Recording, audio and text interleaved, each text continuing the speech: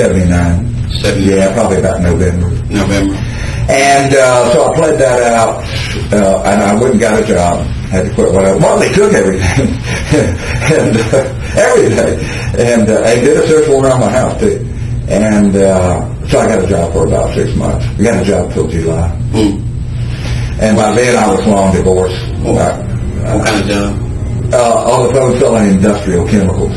Okay. Long distance on a watch line. Back then they had wide area telephone service, dedicated long distance lines back then. Right. Yeah.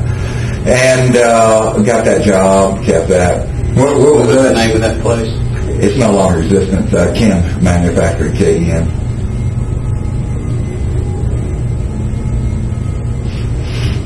So that was what, like right after you got out, so 81-ish, like the beginning of 81, or? Right. If you got picked up in November. Oh, no, I in 1980 I went, in July, I kept that to July of 1980. Okay. And then what did you do? Oh, went back to my old habits. Well, tough holding a job now. Yeah. Where were you? I asked a guy one time in DeKalb County Jail, it was in 79, I was in there on that bus.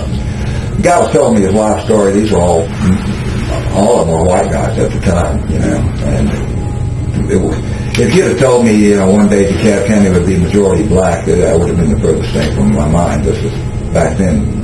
DeKalb County was a white suburban county. DeKalb County Joe, this guy was telling me the story of his life, and it was just, a tragedy. The guy was getting in. He's a recidivist, okay? And so I asked him, some of the truest words I ever spoken. I asked him, well, why do you keep doing this? Well, why? Why? And he said, because I can't get up and go to work. And, if that describes most criminals, I mean, you could say a criminal is someone that breaks the law, gets away with it, and keeps doing it until he gets caught. That's a good definition. But another good definition is one that can't get up and go to work in the morning. That's the artist. Don't you understand? That's the artist in me. Artists don't get up and go to work in the morning. Artists, that's why they call them con artists. You see? Right? So, anyway, listen, I started doing that, and I kept doing it through the 80s. I took a bus in 87. My GCIG, or my computer printout, has it set by taking, but the actual charge is set by deception, T by D. Misdemeanor again. Right. The woman lured me over there to Dunwoody,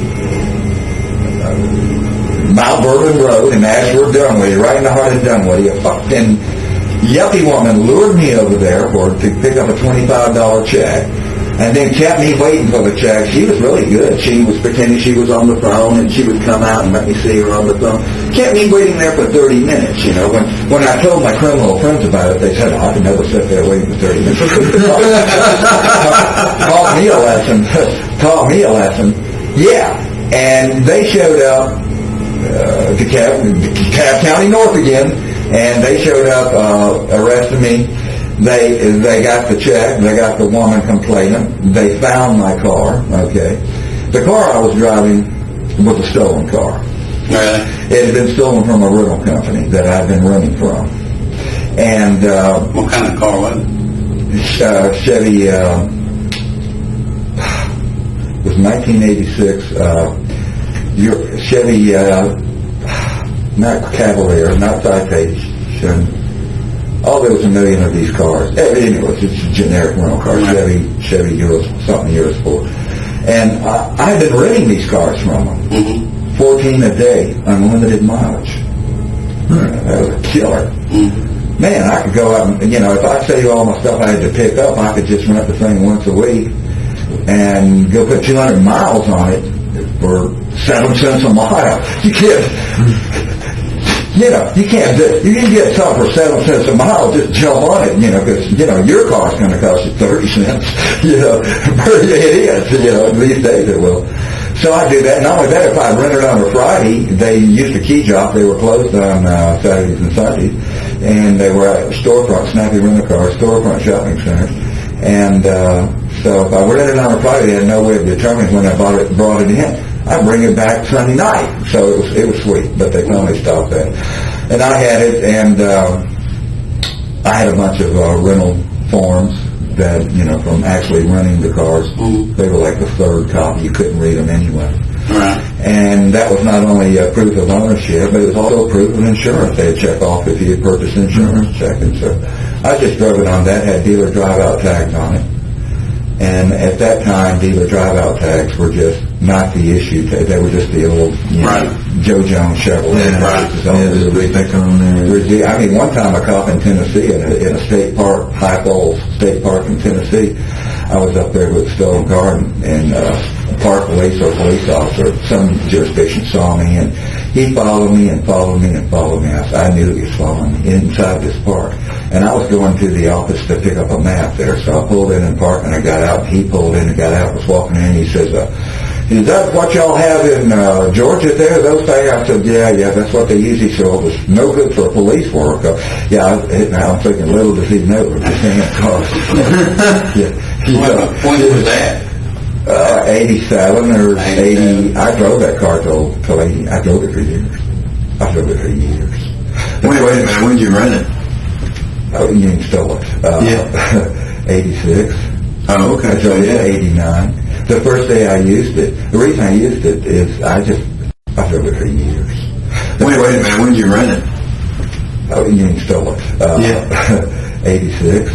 Oh, okay. I drove it 89. The first day I used it, the reason I used it is I just took it and stored it in Midtown and would keep it washed when it through the car wash. You're not going to charge me with this, are you? No.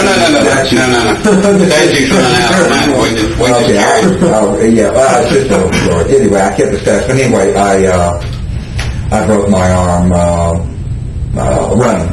I broke my arm running. I was running along running in Midtown. I was going along a rock wall about 9 feet over a parking lot, and one of the rocks was loose, and I fell off of it and fell all the way down to the pavement, and really broke my arm real bad right here. And then the next year I broke it by falling off a mountain bike, same place, but it was bad the first time, displaced fracture, et cetera, et cetera.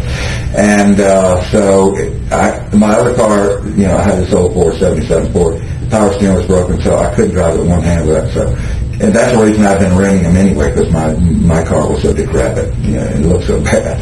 Anyway, so I what kind of car was it? A Ford? 77 Ford LTD, a big old monster. Like a cop car? Yeah. But it wasn't blue, was it? No. It didn't have light rack on the there. paint was all scaled. It was horrible looking. But anyway, the first day I drove the Chevy Cavalier.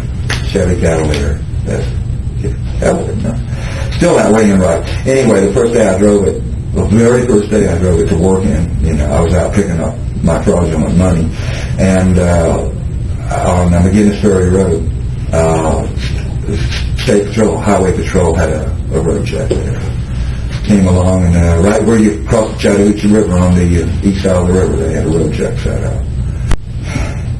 And you really couldn't see it because they were kind of in dead space or something. Well, that's the way they had it, of course, so you can't see it 2 miles away. Still would do you good, of course, if you turned around, they'd be after you. But anyway, I drove into it. I was just in it before I knew it. I went gulp.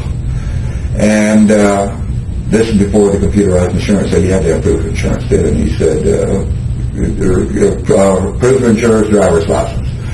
So I flipped in my forged contract, which you couldn't read anyway. It was a carbon copy, but the date was just illegible, but the legible part was that I had insurance and my name and address on it. And I kind of half-assed erased the date. It was carbon anyway, so it looked real. It's just like the third carbon on something. But you could see it was my name and address and that I had purchased insurance, because that box was checked, proof of insurance. And so I handed that my driver's license. He didn't even look at it. He just shot it back to me, returned mail. Like that, oh, geez. And I drove that car for 3 more years. Like that. Until I bought a truck. I bought a Mazda. But when did you get the Mazda? 89. So you got it 86 and you drove that way? Well, I started driving it. I had it stored for several months until I broke my arm, and then I just started driving it. And once I went through that road check, it was okay. And it did have the drive-out tags on it, but all those celebrities, that's what it was, a celebrity, Eurosport, yeah, nice car. Those cars had a great design. The trunk was just a box. You could take a bike and just take the front wheel off and put a bicycle right in the trunk. I mean, and it was just a box, a four-door, just beautiful, usable space, sporty enough. Good handling, good performance. They were just, crumbly built. But once I ran through that road check, I said, hey, but anyway, it had the drive-out tag, so it's supposedly a new car. But they all looked the same in those years. Also, they used the same design all the way through '89, or even through '90. Yeah, through '90, because and I was living in an apartment on 11th Street, right on Piedmont Park, right on the park. And so once I ran through that road check, hey. And I kept it washed. I always made sure I kept it clean so it looked new. Did you have any roommates back around that time or anything? No. You by yourself? All the time I've had a roommate was that time with that, twice. A guy named John Moss back in '82. I lived with him for about 6 months. And Chris Johnson, who called in telling, again, one of the people that called in 12 years later to lash me. Chris, you might have, that was in the article called Misfit with a Mean Streak. And that was really a hasty job. Said I drifted around for North Georgia for a decade. Jesus Christ. And from 97 to 2007, except for a 6-month break, I worked for 10 years. I worked for the same company. Mm-hmm. And for 9 years, I lived at the same address, sticking on DMV. And they're making me out to be some drifter. I worked for the same company 10 years, and I have the same address for 9 years prior to my rent. Since 97? Yeah. 97 I started there, and in 98 I started living there. Right. And in 2001 I had a 6-month break I was away from it. What did you do for that? Work for another company. The guy was stealing from me the whole time, and it was a shame. Real shame. We all, even guys like myself that are just totally sociopathic, we still need some human to trust. Right. Even if we're not close to them. Right. To trust them, even if it's a business associate. And I chose to trust him. And that's why John Taylor. Yeah. Okay. And that's why I got away with it, you see. It's because when you choose to trust someone, it's kind of a dimming of awareness. It's like with your spouse. You're in love with your spouse, so you dress them up in your love. And you make them quite often into something that they really weren't. Even though a pedestal on us. That's what I mean. Dress them. Cyndi Lauper put out a song. You remember Cyndi Lauper, and just dress them up in my love. And I thought that's a good line. Yeah, mm-hmm. Yeah. And quite often people find that their spouses really weren't who they themselves made them out to be. Right. And they find that their spouses were looking them in the eye for the whole 10 years and saying, honey, I love you. There'll never be another one. And sleeping with them and being intimate with them. And the whole time sharing their body and their life and their emotions with some other woman or some other man. It's an all too common story. It's psychopathic behavior, but everyone does it. Because one of my favorite observations that I've come to learn through my philosophical insight is that personal integrity is so hard to judge because everyone has different degrees of integrity according to what they're doing and who they're doing it with. And ain't that the truth? We all do. Yeah. We all do. Well, maybe you guys always have integrity, but whether you're a preacher or some outstanding member of the community, I think I used the example with one of you driving up here. I think both of you were with me, weren't you? Didn't both of you drive me up to Union County? Just him. I thought you were with me too. Well, you were in the back seat when we were talking about hiking. Yeah, do I know my shit or what? I switched from boots to shoes, actually. Great. And do yourself a favor. Well, modern hiking shoes generally have a good padding, but consider are your shoes plenty big enough? All right. Okay. If you're ever having any trouble at all with plantar or your bottoms of your feet getting sore, the feet themselves. Yeah, we talked about that. Make sure you put a pad under them. Oh, did we? Okay. Yeah, get a Dr. Scholl's double thick pad. Yeah. Some people say they need the ankle support. Well, that's for them to judge. But I didn't need it. Now remember, when you roll that ankle, go with it, stress relief. Don't go all the way down, but don't fight it either. Just go down, relieve the stress. You know, what? So, the 90s was pretty much the same deal. You were staying in an apartment up until... No. I went homeless in early 90s. Early 90s? Yeah, the reason I went homeless is I was being investigated once again, yet again, by the police. For the same thing? Yeah. And I knew what went down. I was hiring people to go out and collect. Right. And they were not cognizant of the reality of the situation. They thought it was for real. Naturally. Can't put that in the paper and hire people to say this is a congregation. Now, I had a whole story that I'd give to make it real. This is King James production out of mine and Georgia Veterans Journal, and I handle this once a year for them. They have this project, I do it. So I'm using you and all these, et cetera, et cetera. And here I am working out of the apartment. I kept 3 phones in an apartment, in all my apartments. And several times a year I would hire people to come in and call my taps, as they're called, accounts. And the reason I did is because I can only talk to them 3 or 4 times a year. They recognize my voice. And ditto with picking them up. I can only pick them up 3 or 4 times a year, even wearing disguises, And so I have to have a new voice and a new face to pick them up. So I was using a collector. The collector failed to come in. And I started calling around roommates, parents, and I started getting the vibes. Something had happened. And about then now it's happened. And about then now it's sort of later at night. And, police officers like anyone else, they like to work regular hours if they can. So I knew they wouldn't be there until the next morning, more than likely. So I got up real early the next morning. Got all my stuff out of the apartment that was sensitive. And I had a storage locker, and went and put it in the storage locker.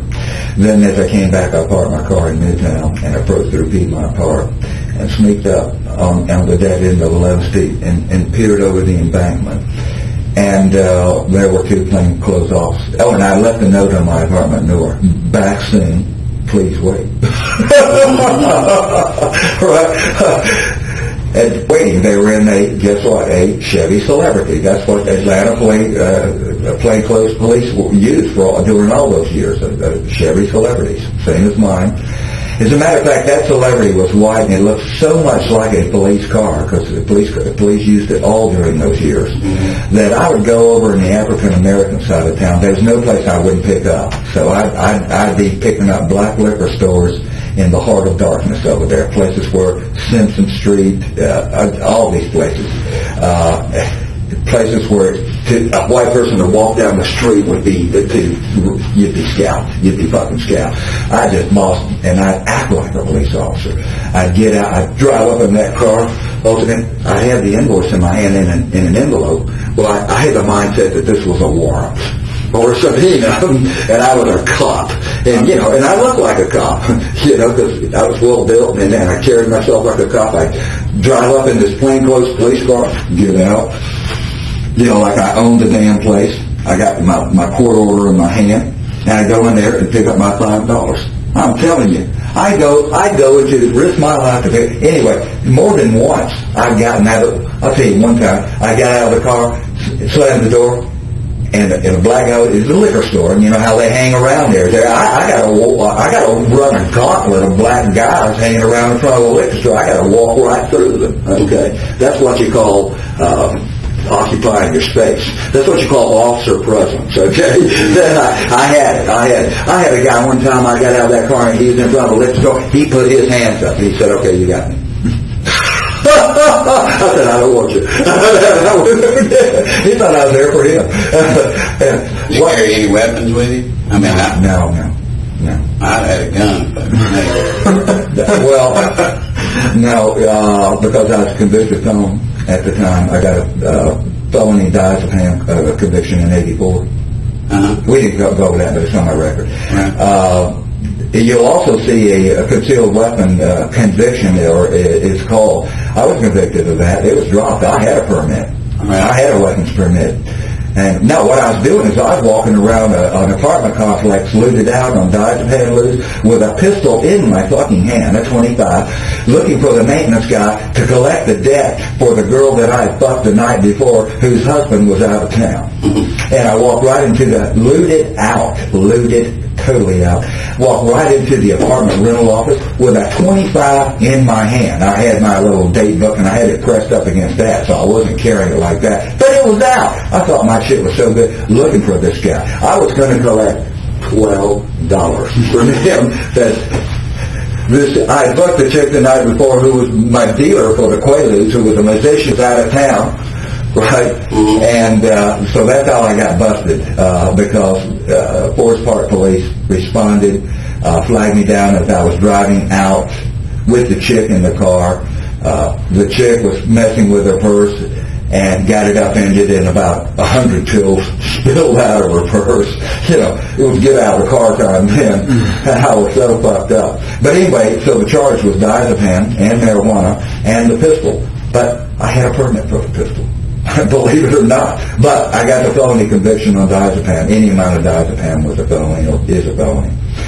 Any amount. So And so I was convicted felon, and so carrying a pistol on any kind of bust would have made it 30 times as bad, because I've weathered a couple of free busts and a half a dozen investigations on the fraud, you know. And I can do that. I can handle that, but not firing by felon. You know. Oh, probably half a dozen times I found out I was being investigated. I've called one of my accounts up, and one of my taps up that I've been calling, 4 times a year for 10 years. Hello, it's me again. Hello, it's me again, Georgia Veterans, or hey there, Georgia Inspector General. Oh, is that who you are this time? Yeah, $10. Okay.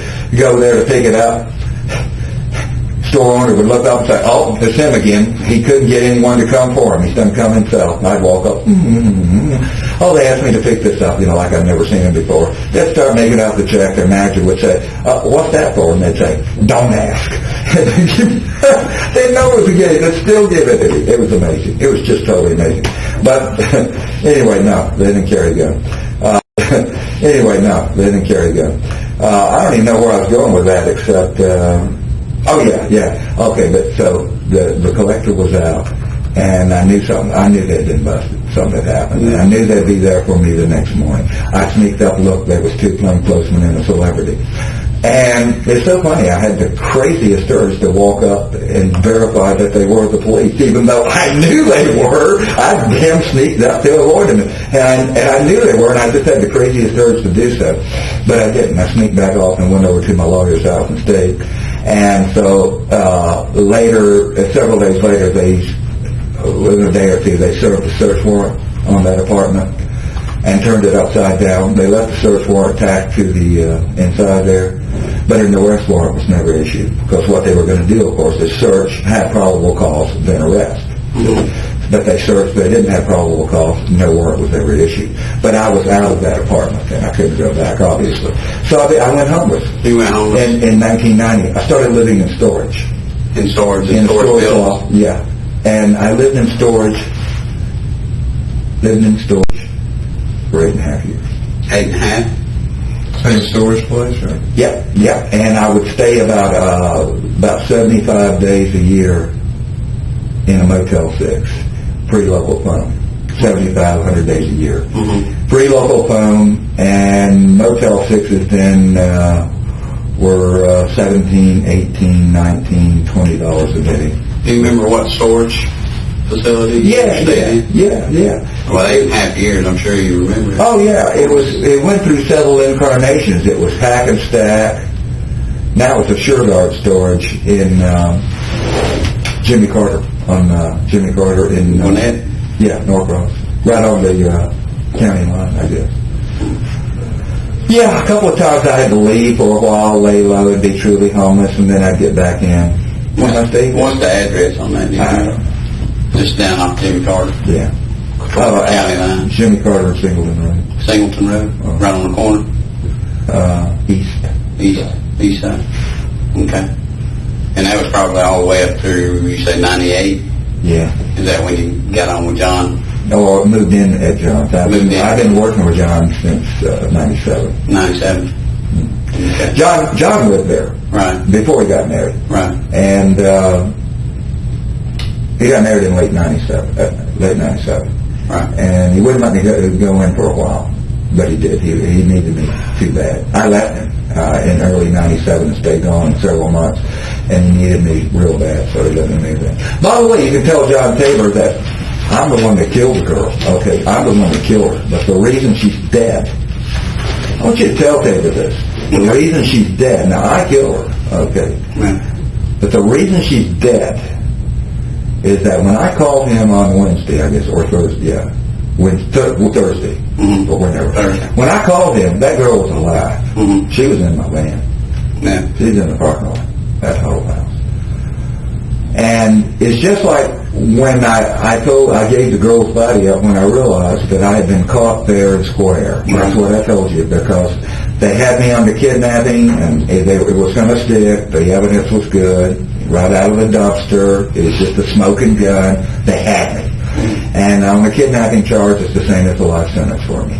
It's either 30 years for first degree or life with bodily harm. So I was getting a life sentence, and they had that. And so there was no real use in keeping the girl's body except not to be charged with murder and everything. And I did it under those things because they had me, and I did it for the girl's family. Right. Okay. The point I'm trying to make is I gave the girl's body up because you had me. Right. You had me fair and square, and I was getting life. But you were talking about Yeah, Tabor. okay, but Tabor. Mm-hmm. So the same thing applied at that time. The girl was alive. Mm-hmm. And if Tabor hadn't been such a little smart ass, he's such a girl. These yuppies are all, we got a little nation of tattletales here. These guys are such, he is a bisexual. Yeah. He works the big, that huge Transport City parking lot, truck stop in Douglas County. These are cities within themselves, 500 trucks. They got it's a small metropolis of truckers. They got stores all for truck. Yeah, he goes and works that. He works restrooms. I'm hip to that kind of stuff. And, he is. But at any rate, if Tabor, instead of trying to trap me, I called Tabor up and I told him I needed money, and I wanted to start working again for him. Mm-hmm. And I was really sincere in trying to start work again for him because I saw that this robber shit wasn't getting it, because I hadn't gotten any money off her.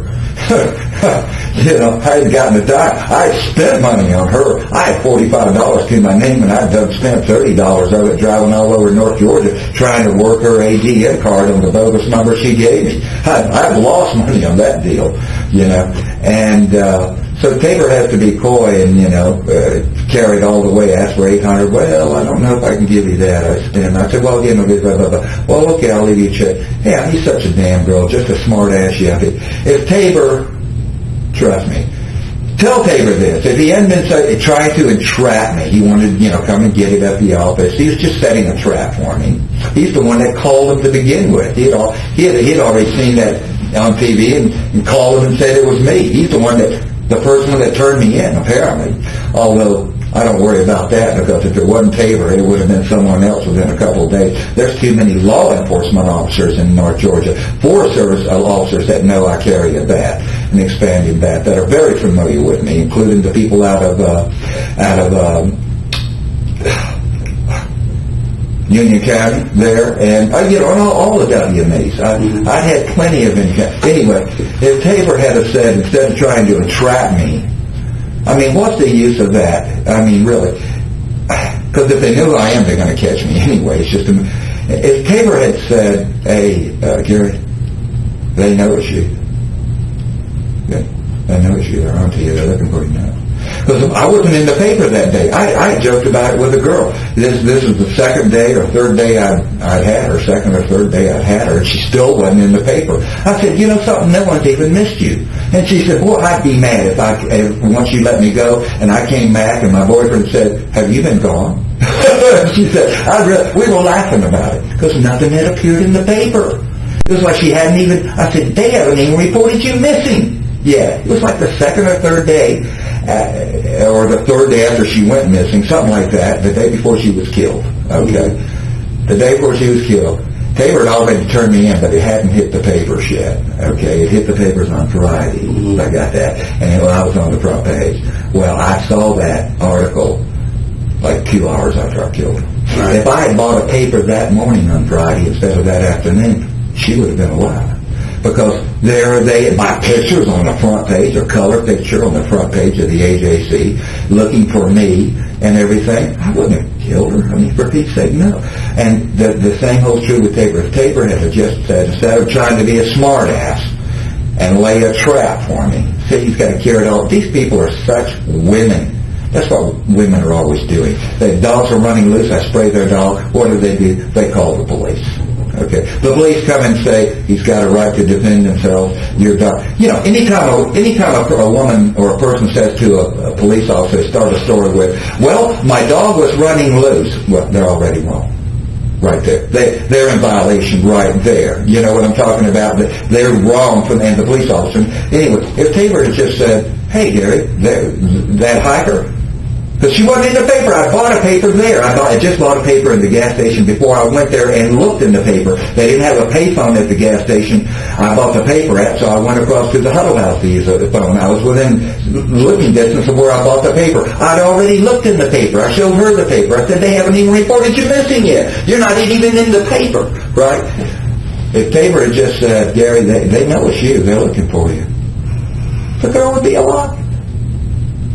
Girl, listen, the reason for killing the girl, it was either once you've taken someone, you're either going to kill them or you're going to get caught. It's as simple as that. In my situation, look at me. I got the dog, I got the van, I'm me, I'm famous anyway, regardless. And I knew it. Once you've taken someone, you either kill them or you get caught. If you release them, you're going to get caught. I mean, am I right or not? If I would have been sure. Math, right? Well, she's seen the van, she's seen the tag, she's seen the dogs, she's seen, all she has to do, they have to put that out, and 10,000 people will be calling, including Tabor. He was just the first one, you know. Of course I knew it. You either kill them or you get caught, okay? But if you're already caught, there's no use in killing them. I didn't kill them because for any satisfaction. It was distasteful. It was dreadful. Trust me, it was. Of course, I was able to do it because of my general rage against society. Of course. It's because I'd become... Well, you get that way in Atlanta. Let me. I think we talked a little bit about that. You know, you get that way. Strong traffic. And people. So the people are just... The new aristocracy, they act like they're fucking royalty. You know, they're idiots. And... I guess Tabor's kind of part of that then, somewhat. Tabor's kind of part of that, but Tabor's a little more, I was saying that when it comes to individual human beings, the answer is really simple. I simplify groups of human beings, and you really have to, actually, to preserve your scalp, for that matter. You have to make broad judgments about groups of human beings, but always understanding that individual human beings, the answer is really simple. It really is. And so Tabor has a lot of different sides to him. He's got that secret life of a bisexual that he apparently hides from his wife, even though I'm sure she's found out after 10 years of marriage. I'm sure she knows it. They just have an accommodation. So 95% of homosexuals live the life of a heterosexual. And the reason I know this is I spent 17 years in public parks with dogs, spending buku time in public parks with dogs. Fantastic. People say I hung around Murphy Candler. I didn't hang around Murphy Candler. I was doing laps around the damn lake. You know, okay? I'd be there 2 or 3 hours. I wasn't hanging around. I was walking my damn dog, okay? I was exercising, you see. And in these parks, there are many parks and national forest areas and national rec areas that are homosexual cruising grounds. And as a result, you get a first-hand view of exactly what a homosexual is. And I'm going to tell you who they are. They're your spouse, they're your husband, they're your father, they're your supervisor, your manager, your uncle, your dad. That's who they are. They're not, flaming faggots, man. They're guys that look just like men and everything. sometimes the more manly they look, the more they're fag. And that's who fags are. And these guys, what they have to do, Sam Rail's another one, he's an attorney. These guys live a lie. They live a lie, whether they're married or single. These guys inflict untold harm on women because, like Sam Rail was an attorney, young attorney, unmarried, so he was a mark for every kind of social clown and buckhead bitch in the world. He pulled a lot of good pussy, including girls that went with him for a long time. And he ruined their lives by passing for straight. They were going for a faggot and didn't know it. I used to say, I had a joke to myself about Janet Tabor. Janet Tabor's an attorney. His wife is an attorney. She graduated #1 in a law school, too, which is an accomplishment. And I used to have a joke. I'd say, Janet Tabor was smart enough to graduate #1 in her class in law school, but dumb enough to marry a faggot. And the reason she did is because she dressed him up in her love. Tabor's an immensely attracting guy, totally well-mannered. He has the manners of a rich person, although he's near rich. He went to Druid Hills High School, which is it's a public school, but it's, and he's into country club culture, and impeccable, et cetera, et cetera. So she went for that. She saw the window dressing. He has many great personal qualities about him. He's just a lousy faggot that lies about everything. You can't trust him about everything. I don't know where all this is leading, but you and Tabor were pretty tight, though. No, the way I gathered it. No, I was tight with Tabor. Tabor was not tight with me, nor is he tight with anyone. Oh, okay. Listen, if Tabor would screw me, the guy who's, I talk to him a lot, and it's me talking to him, and if Tabor would screw me, he'd screw his mother, he'd screw his wife, he'd screw anybody. Okay? Right. He's a psychopath. I'm sure Tabor's laughing now because I call Tabor a psychopathic criminal with no heart, no conscience, and no moral compass. And I'm sure he's saying, yeah, look, he's talking. Tabor's worse than me. He's just not dangerous like me. He's just a girl. Yeah, he's a girl. I'm a stud, okay? So I do the crime that studs would do. He did the crime that girls would do, which is lying and stealing. Did he confess the bisexuality to you or anything? Oh, I've been around enough, man. That older woman I told you back when I left my wife, she was back in 1971. She was what they call a fag hag. She was a New York Jew. She was what they call a fag hag. A fag hag is a woman that just runs with homosexuals. And it works out good for them because everywhere they go, they're surrounded by these gorgeous, good-looking guys who don't look like queers. And, and at the same time, she relates to them as a woman, not as a man. So they can be girls with her, their girl side. You know what I mean? They can be girls with her, their girl side. You know what I mean? Fags have the heart and soul of a woman with the sex drive of a man, basically, which is why they're so inordinately and flagrantly promiscuous. You've heard the stories of, the bath clubs and so forth of having sex with 100 men a night. Can you imagine, with your sex drive of a man, being able to fuck all the women in the world and that all the women who want to fuck you fuck 100 and not I don't know how to do it, if you have the sex drive of a man, and no, I'm so hip to that kind of thing. I've still been around. I've only had one homosexual experience in my life. It's when I was 16, mutual masturbation, but again, starting from her and and being with the dog, that's the biggest education in the world, just spending uncounted hours in public parks. Uncounted hours. And also in National Forest. You can go down to Apalachicola Forest, for that matter, and there's a place called Lost Lake there, and it's a day-use area only now, which is why that's not but a homosexual cruising ground.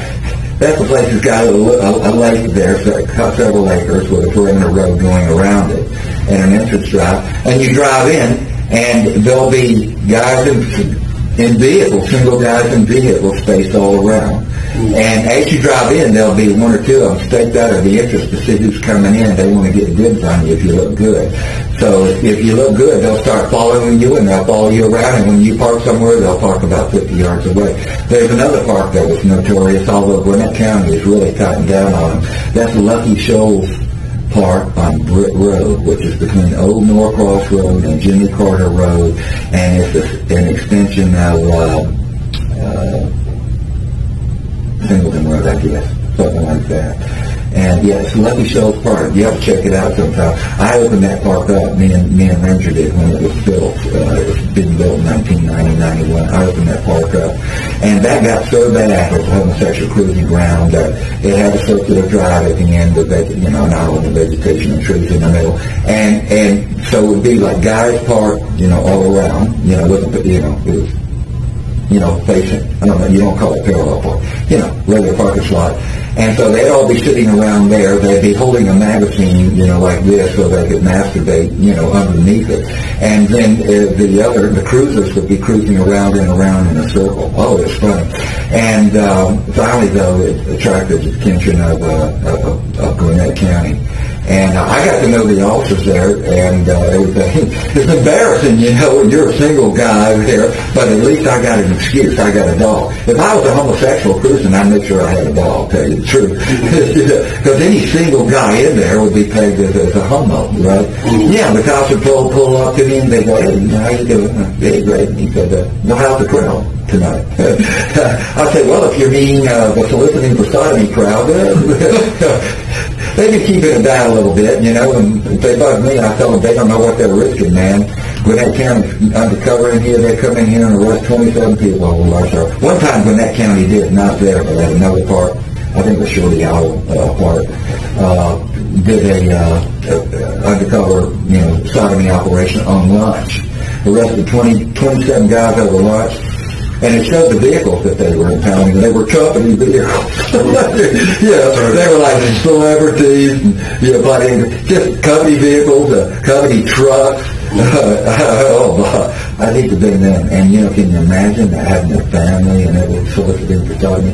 I guess I don't know if sodomy's against the law anymore. It might be now just soliciting for sex in a public park, but it was soliciting for sodomy and everything. So give me a huge insight. And I know what goes on in the truck parks too, because I've known prostitutes that work these big transport cities and everything. They'll just get in their car and they'll go driving around with the window open and wave to guys, and if a guy wants to talk to them, he'll flash his lights or wave at them. They'll just stop and get 200 semis pulled out. And that's what homosexuals do too, because a lot of these rough, tough truck drivers are gay. Did you ever see the Cops episode? The TV show Cops? I'm sure there was one episode where the police stopped a guy. He was a trucker. He's running down the street and he was wearing nothing but leopard print panties with pantyhose, a woman's wig, and woman's makeup on. And he was a real man too, a real guy. And it turned out that he had got a guy in the cab of his truck for homosexual sex, and the guy grabbed his wallet and run. And it was so funny to see a rough, tough truck driver, and he was too, big old fat guy. Talk like a truck driver and everything. He didn't want no pansy waist either. And he's wearing this pantyhose, leopard skin briefs, and a woman's wig and with a woman's makeup on. That was hilarious. And they replayed that several times. I'm surprised. Do you guys watch that show? Every once in a while. I like to watch it. It shows how police officers work, and it's very impressive. That's why I know police officers. That and my personal encounters with them. Back in the 60s or 50s, they knocked shit out of you. They were just guys that couldn't get a good job. They were just getting more or less. Of course, they were individuals. Right.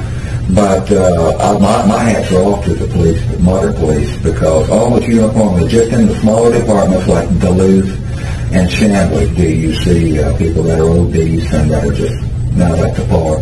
I like to say with the Chambly police, I've had my share of encounters with them too, plenty. And the Chambly police are just the type that would drive up and jump out and shoot the victim instead of the perpetrator.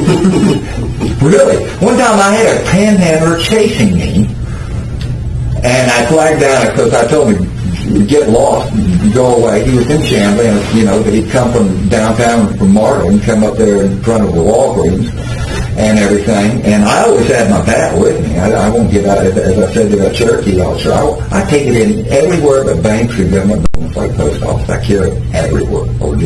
Anyway, I had my bat in my hand, actually. I told him, get lost, get the fuck out. And he started giving me a bunch of shit. And he started coming after me, and I saw a Chamblee police drive by. I flagged them down, and it turned out there were a couple of them. And they came in, and I ran up to them, to an officer, with him chasing me. And my bat wasn't deployed. It was just still folded, He didn't even know I had it. I hadn't waved it or nothing. I just had it. And, if I can run, I'm not going to hit someone. I'm obligated to try to get away. You just, you can't stand there and hit them. You got to try to flee. Okay. And I ran up to one officer, and then another officer grabbed the guy, and then I was talking to one officer, and the guy, the beggar, the panhandler, broke loose. He was a black panhandler, and came after me again. While I'm talking to an officer, I had to run away again. That officer grabbed him, and then another officer drove up and started getting my story, and I called his attention. I said, just to make sure he saw it, because, it's only 9 inches. I said, I have an extended bat in my hand. And he started going, what are you doing with that? You can't carry that. And then, here I am, a guy chasing me, running for my life, and now he's chewing my ass out. So, really, they're just the kind of guy that would drive up and shoot the victim instead of the perpetrator. They're sorry. But anyway, the point I'm trying to make is, with notable exceptions like that, most larger metropolitan departments, the police, DeKalb North, great. I've run across a couple of bad officers. Gwinnett County South, man, I swear, it seems that half of their officers probably have psychology degrees. They're good. They're really good. And these are the dudes that chase and fight and shoot, too, What DeKalb County in that period of time killed 12 people in about 15 months. And guess what? And shot a lot of other ones. And, they had a big fury, and they had the blue ribbon panel investigated all, including the Baptist ministers, the whole works. And every shooting was justified. They were all good shootings. None of them were bad shootings. So these are the same dudes that fight, chase, and shoot, but yet can be professional and arrive at the truth of the situation. That's what saved me every damn time, is that it was a professional police officer, Because here would be that woman, Pam, someone that called into the Journal saying I was crazy. Well, she's the same woman that I asked her to hook her dogs up. She finally did after I had asked her a million times. And I made the mistake of smarting off to her. I said, you're the type that give dog owners a bad name, like that. I went and did another lap around Murphy County. I came back to my van. She had her 6'4" husband waiting for me. Yeah, she'd gone home. They got in their Mercedes and driven around to the parking lot. She had her great big old husband waiting for me, telling me he was going to kick my ass. I was carrying a 36-cent solid bat. And I just let him back me around the parking lot. It was a slow motion chase, and the whole time I'm telling him, call the police, let the police handle it. And the woman was watching me, and she saw I was about to snag him. Again, it's incumbent upon me to try to get away. It is, but I'm not going to turn my back and run either. That's a good way to get cold cocked. So it was a slow motion chase backward, and I'm doing it the right way. And so they call the police. They tell the police a bunch of lies. This is DeKalb North. I fled and called the police and told them where I was at another parking lot. I called in. I just wanted to get away from them, not be in the vicinity while the police were coming. So the police came to me, took my stick. He said, first thing he said, where's the stick? Right here. Okay. Took my story. Then another unit arrived. He sat on me. And while the first guy that took my stick went around and got their story, they told him their pack of lies. That DeKalb North officer came back around, got out, opened the back door of his car. I thought, damn, he's going to put me in there? He got my stick out, gave me my stick back, and he said, I told those people that you have a right to carry this stick, and you have a right to defend yourself if they feel, that you feel you're afraid of their dog. And I guess he left it unsaid that he told them that what the guy had done is just committed an assault on me, is what he did. He's forced me to flee. So that's how good police officers are. They every time, of all those 30 times, every time they have arrived at the truth in that I did not act unlawfully. They may not be aware they know the whole story. Every single time. And that just reflects so good on them, because these people lie. They tell outrageous lies. That woman I was telling you about the Stone Mountain, I called to a dog 150 yards away, sprayed one, stick the other. Well, she come running up saying, "You're just egging him on." She said. This same woman, and during the next year, I saw her twice out at Stone Mountain, moving in the same direction I was on the trail. So I just kind of trailed her from a discreet distance. And both of those times, her dog attacked the child. Once they attacked a little African-American boy, and his father had to grab the boy and put him on his shoulders. Another time, they attacked a white boy that was fishing there with his father and ran the little boy into the lake. Okay? Now this same chick and the same dog, I went and did 6 miles around it well over an hour later, and I come back and she is there with the police, Stone Mountain Park Police, telling them that I sprayed every kind of thing, verbally and everything, and the police asked me the story. I told them, dogs in front of me, put me in fear, discharged my pepper twice. So, he understood. That's what I mean. They can understand when they're talking to a pro. Most police officers are pros, and they can understand when they're talking to a pro rather than just a civilian, you know. But that's an example of how the police have the quality of the police work. Is that she was mad enough to wait for over an hour, have the police there when I got back, tell them a pack of lies, and he was able to rapidly arrive at the truth of the matter. Back on point for just a little bit. The from 97 until 2007, I guess you worked for Taylor, correct? And during that time, what kind of marketing did you do, or what kind of telephone solicitation did you do with that? Siding, residential residing. Residential siding. Yeah. How did you pick your people out when you're doing telemarketing? Do you look at No, it was a process. It was an education. I just got into obtaining siding mates when I went to work for Taylor. I'd had a job for one other company and been trained. That was a Dixie Home Crafters, Superior Siding Window. Same guy owns both of them. How about one more coffee if there's any more in there? And so I was just doing a traditional way, getting a crisscross directory, calling blinds. Just getting an area and just calling blind and skipping the apartments. Don't worry if it's ground or anything like that. And skipping the apartments. Okay. And skipping the apartments. But it progressed. Later on, I started realizing where the market was, which was in this defective siding where there's so much of it. I've been trained, and solicitors have been trained until then, to avoid the defective siding. Because there was so much lawsuits going around. They sent a salesman over there, he'd do a song and dance, and then people say, well, thank you, but we think we're going to litigate this thing. So they were getting burned and wished a lot of times, so they were trained to avoid it. But finally, though, in 98, late 98, someone called in off a Yellow Pages ad Taylor had, and they said, I got my Elk Louisiana Pacific settlement, it's $900 for the whole house. That's what it got down to. I thought to myself, hold on, $900.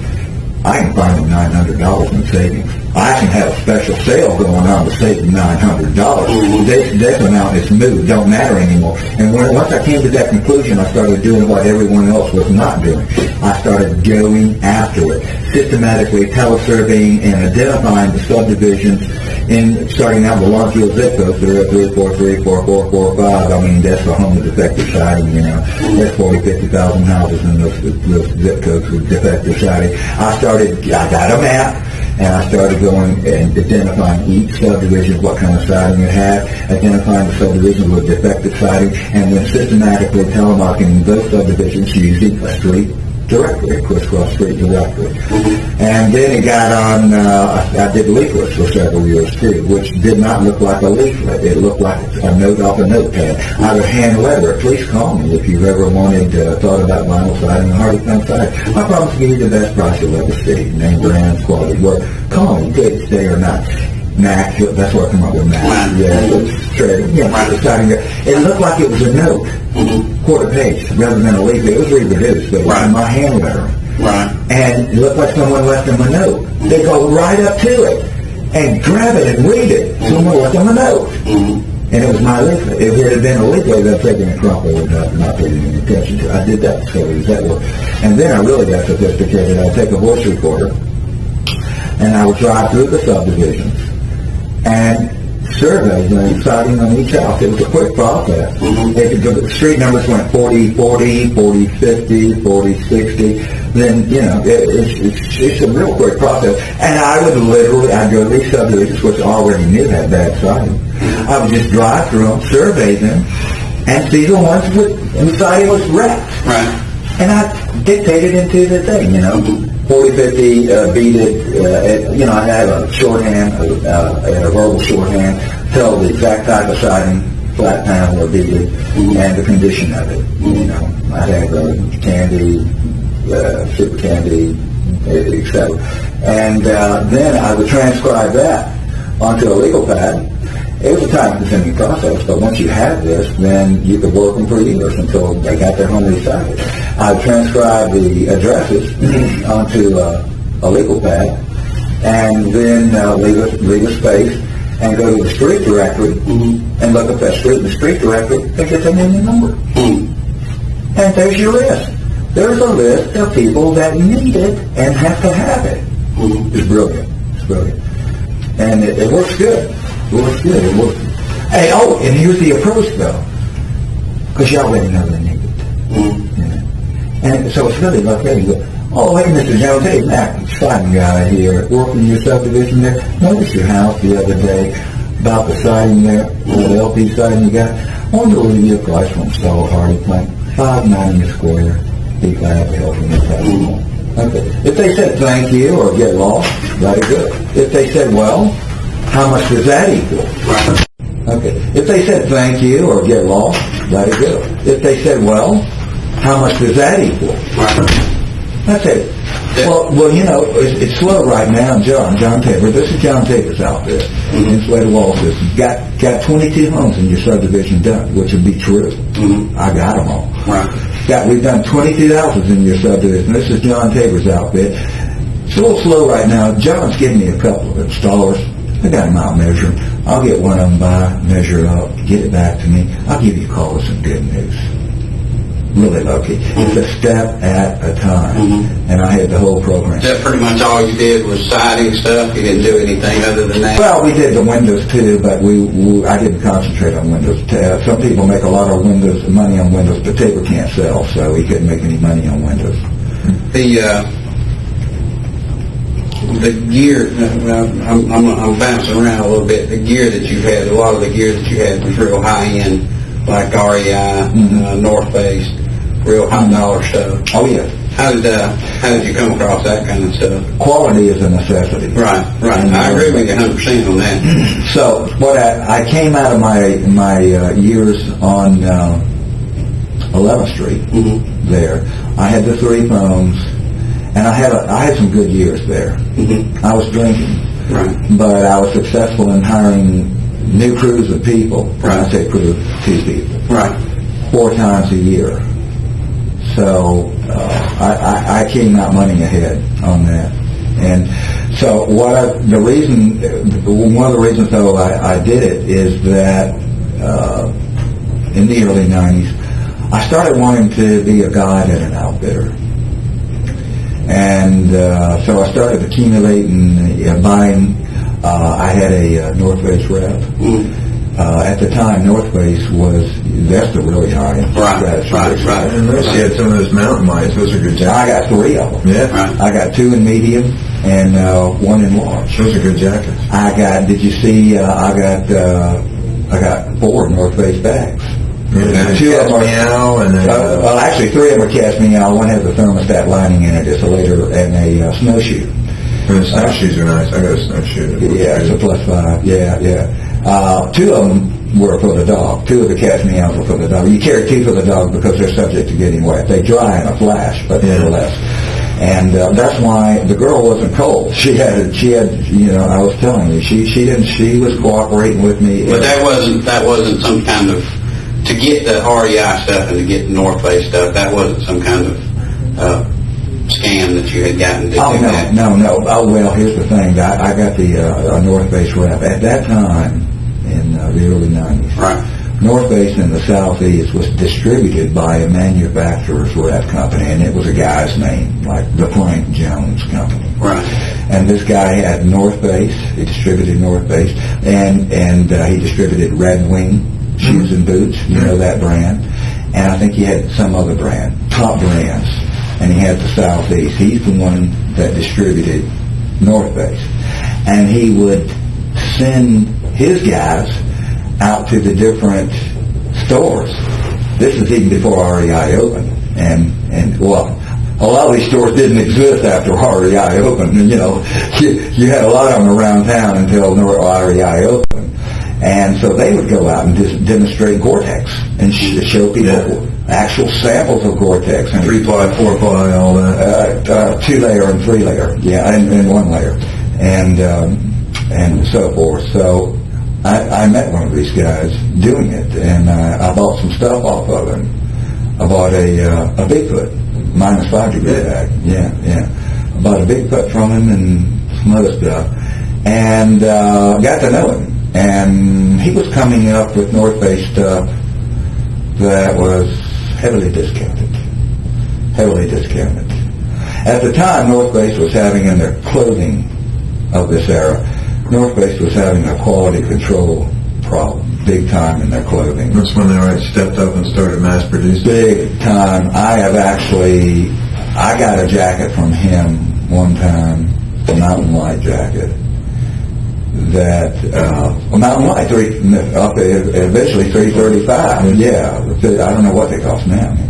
It's like I had a Denali jacket in there. Yeah. Denalis are awesome. The reason I'm asking you about this, what's the guy's name that you talked to? Walter. What's his last name? Goddard. Walter Goddard. You used to work with him at a chemical outfit or something, chemical plant.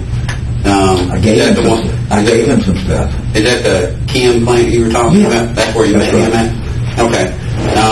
He had made mention that you had some sort of scam with REI, when we talked to him. And like I said, we're not here to prosecute you. Oh, no. Shit No. like that. You know what I mean? No, what I did... We're trying to figure out how, how all this came to be. Yeah, well, first of all, with the I'll go with that, but with the North Face stuff, he would come up with this stuff, and I have a feeling that it was returns, because I got a Mountain Light jacket from him one time. They have the North Face label right inside there, right on top. Right. The North Face with the Cascade. Yeah. Oh no, it was sewn in upside down. Oh. The North Face the label was sewn in upside down. So like showroom rejects or something like that. I have a feeling that's what it was. What's this guy's name? That you? This is over 10 years ago. Well, I mean, you had some new nice stuff. New model. Oh no, Mountain Light, the green one. No. What about the jacket? All that stuff is going on 15 years old. The jackets and stuff? Yes. I don't wear it that much. Oh, okay. For goodness. Okay. No, if you got plenty of it, it doesn't wear. Right. Oh, I don't have a piece of equipment except for socks. I don't have it in water bottles. I don't have a single piece of equipment that's newer than 13 years. Nothing. No clothing. Nothing. And that's So what did you have? I'm telling you, that stuff lasts forever. The thing that'll kill it faster than anything is now all of my microfiber pants. Mm-hmm. The newest any of those is 94, and some go back to 90. Mm-hmm. But I had plenty of pairs of them. Mm-hmm. The shirts, the Sonoma shirts. Again, I don't have a single piece of equipment. None. I don't have a single piece of equipment or clothing. John Tabor gave me a red Columbia pullover. Mm-hmm. That's newer. He gave that to me. Mm-hmm. I don't have a single piece of clothing or equipment that's newer than 1994. That red North Face jacket and that blue North Face jacket, they look brand. Yeah, the green one? Hey, son, go get yourself some quality and you'll see. Okay? But the thing is, I have other parkas too. Right. And frankly, most of the years I had those, I tended to save those for town use rather than field use. You know what I mean? And there are two reasons for that. Is of course it has the cachet, the stratospheric prices, you know, with the logo. Yuppies love that. You see them walking around with their Denali. So Denali just never been in the woods type thing? Yeah, exactly. And another reason, though, is that even though it's worth it, your North Face mountain light jackets will be almost a full half-pound heavier than an REI. Right. Switchback parka, for instance. Okay. They're three-ply, I think, and then aren't the mountain they're three-ply? No. These are called layers, and no, you got 1 layer, 2 layer, and 3 layer. Okay, 1 layer is where the Gore-Tex is bonded right to the outer nylon. Mm-hmm. It may be lined, and it usually is, but it's called 1 layer. Okay, 2 layer is where the Gore-Tex is not bonded to the outer one. So you have 1, 2, and then you have a net inside of it, which is a 3rd layer. It's not counted as a layer. That's 2 layer. Okay. 3 layer is where you have the outer fabric, the Gore-Tex not bonded to it, and then lined with a taffeta type lining. That's 3 layer. Mm-hmm. So actually 2 layer has 3 layers, but the net mesh is not counted as a layer. Okay. 1 layer has 2 layers, but the lining is not counted. Right. And one of the significant... It doesn't supply any, like, water protection, correct? Is that the reason why it's not counted, or...? What? It doesn't have any, like, it's not waterproof? Yes, it is. It's just bonded directly to the... I see that. I don't know why, but that's the way it goes. That's the way it goes. You know, that's the construction of them. In other words, bonded directly to the outer fiber, 1 layer. Not just suspended, more or less, 2 layer, regardless of whether you have a net mesh or not. And then if you have a full lining inside of it, a cloth lining of a taffeta type, silky type, usually polyester taffeta, that's 3 layer. Okay. But anyway, to make a long story short, another reason I didn't field use my mountain lights very much is that you'll find an REI parka, you'll find a highly technical REI parka, which is, I think it's called a switchback. It's got full zips here, it's got a detachable hood, beautiful thing. Weigh it. You'll find that it weighs about 15 or 14 ounces. Weighs a mountain light. It's 1.5 pounds. Now, you get it's worth it. It's worth it for expeditionary use. Okay, It's short term. It is, but just for like a day hike, and very little of my stuff is really multi-day trips. It's mostly power hiking on day hikes. I don't like to carry backpacking loads. I told you that it's injurious. You injure yourself. Injuries and you mess yourself up, man. You do. You get big toes out of joint, knees, and so. That's really the thing. It's just a 1/2 pound is significant. Backpackers have a saying, ounces count. Well, that's not quite true. But 1/4 pounds and 1/2 pound, they start counting. Ounces don't count. Ounces don't count in that you can carry 16 things that weigh an ounce that you don't really need, and it's only 1 pound. 16 of them. But if something weighs 1/4 pound and you start carrying a bunch of that you don't need, it adds up real quick. So, in other words, my philosophy is if something only weighs an ounce, you really need it, and it's subject to loss.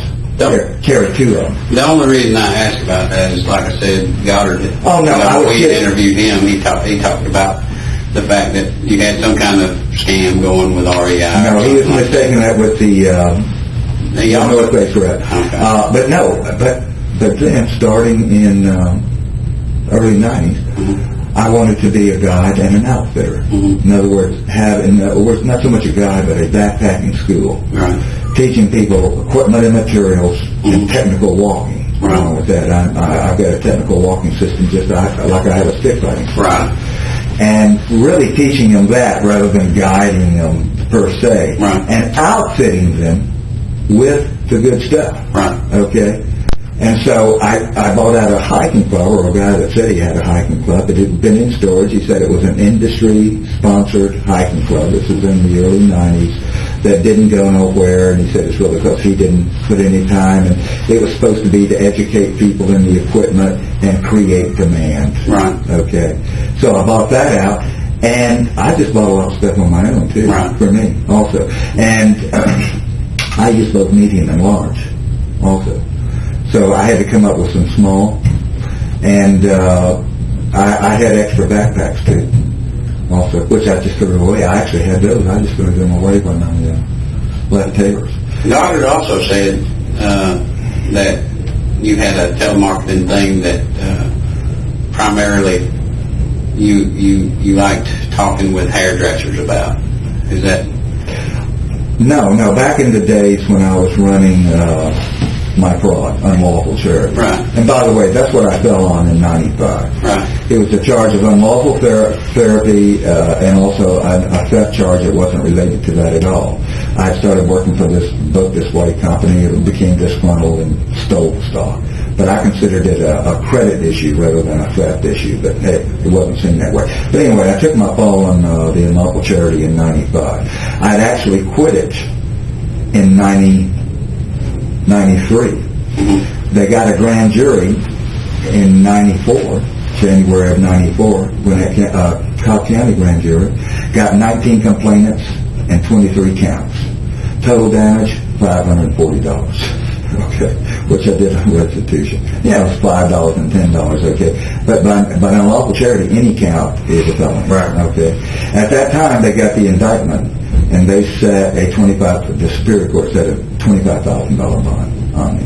That went January of '94, and then April of '95, I was arrested on that warrant.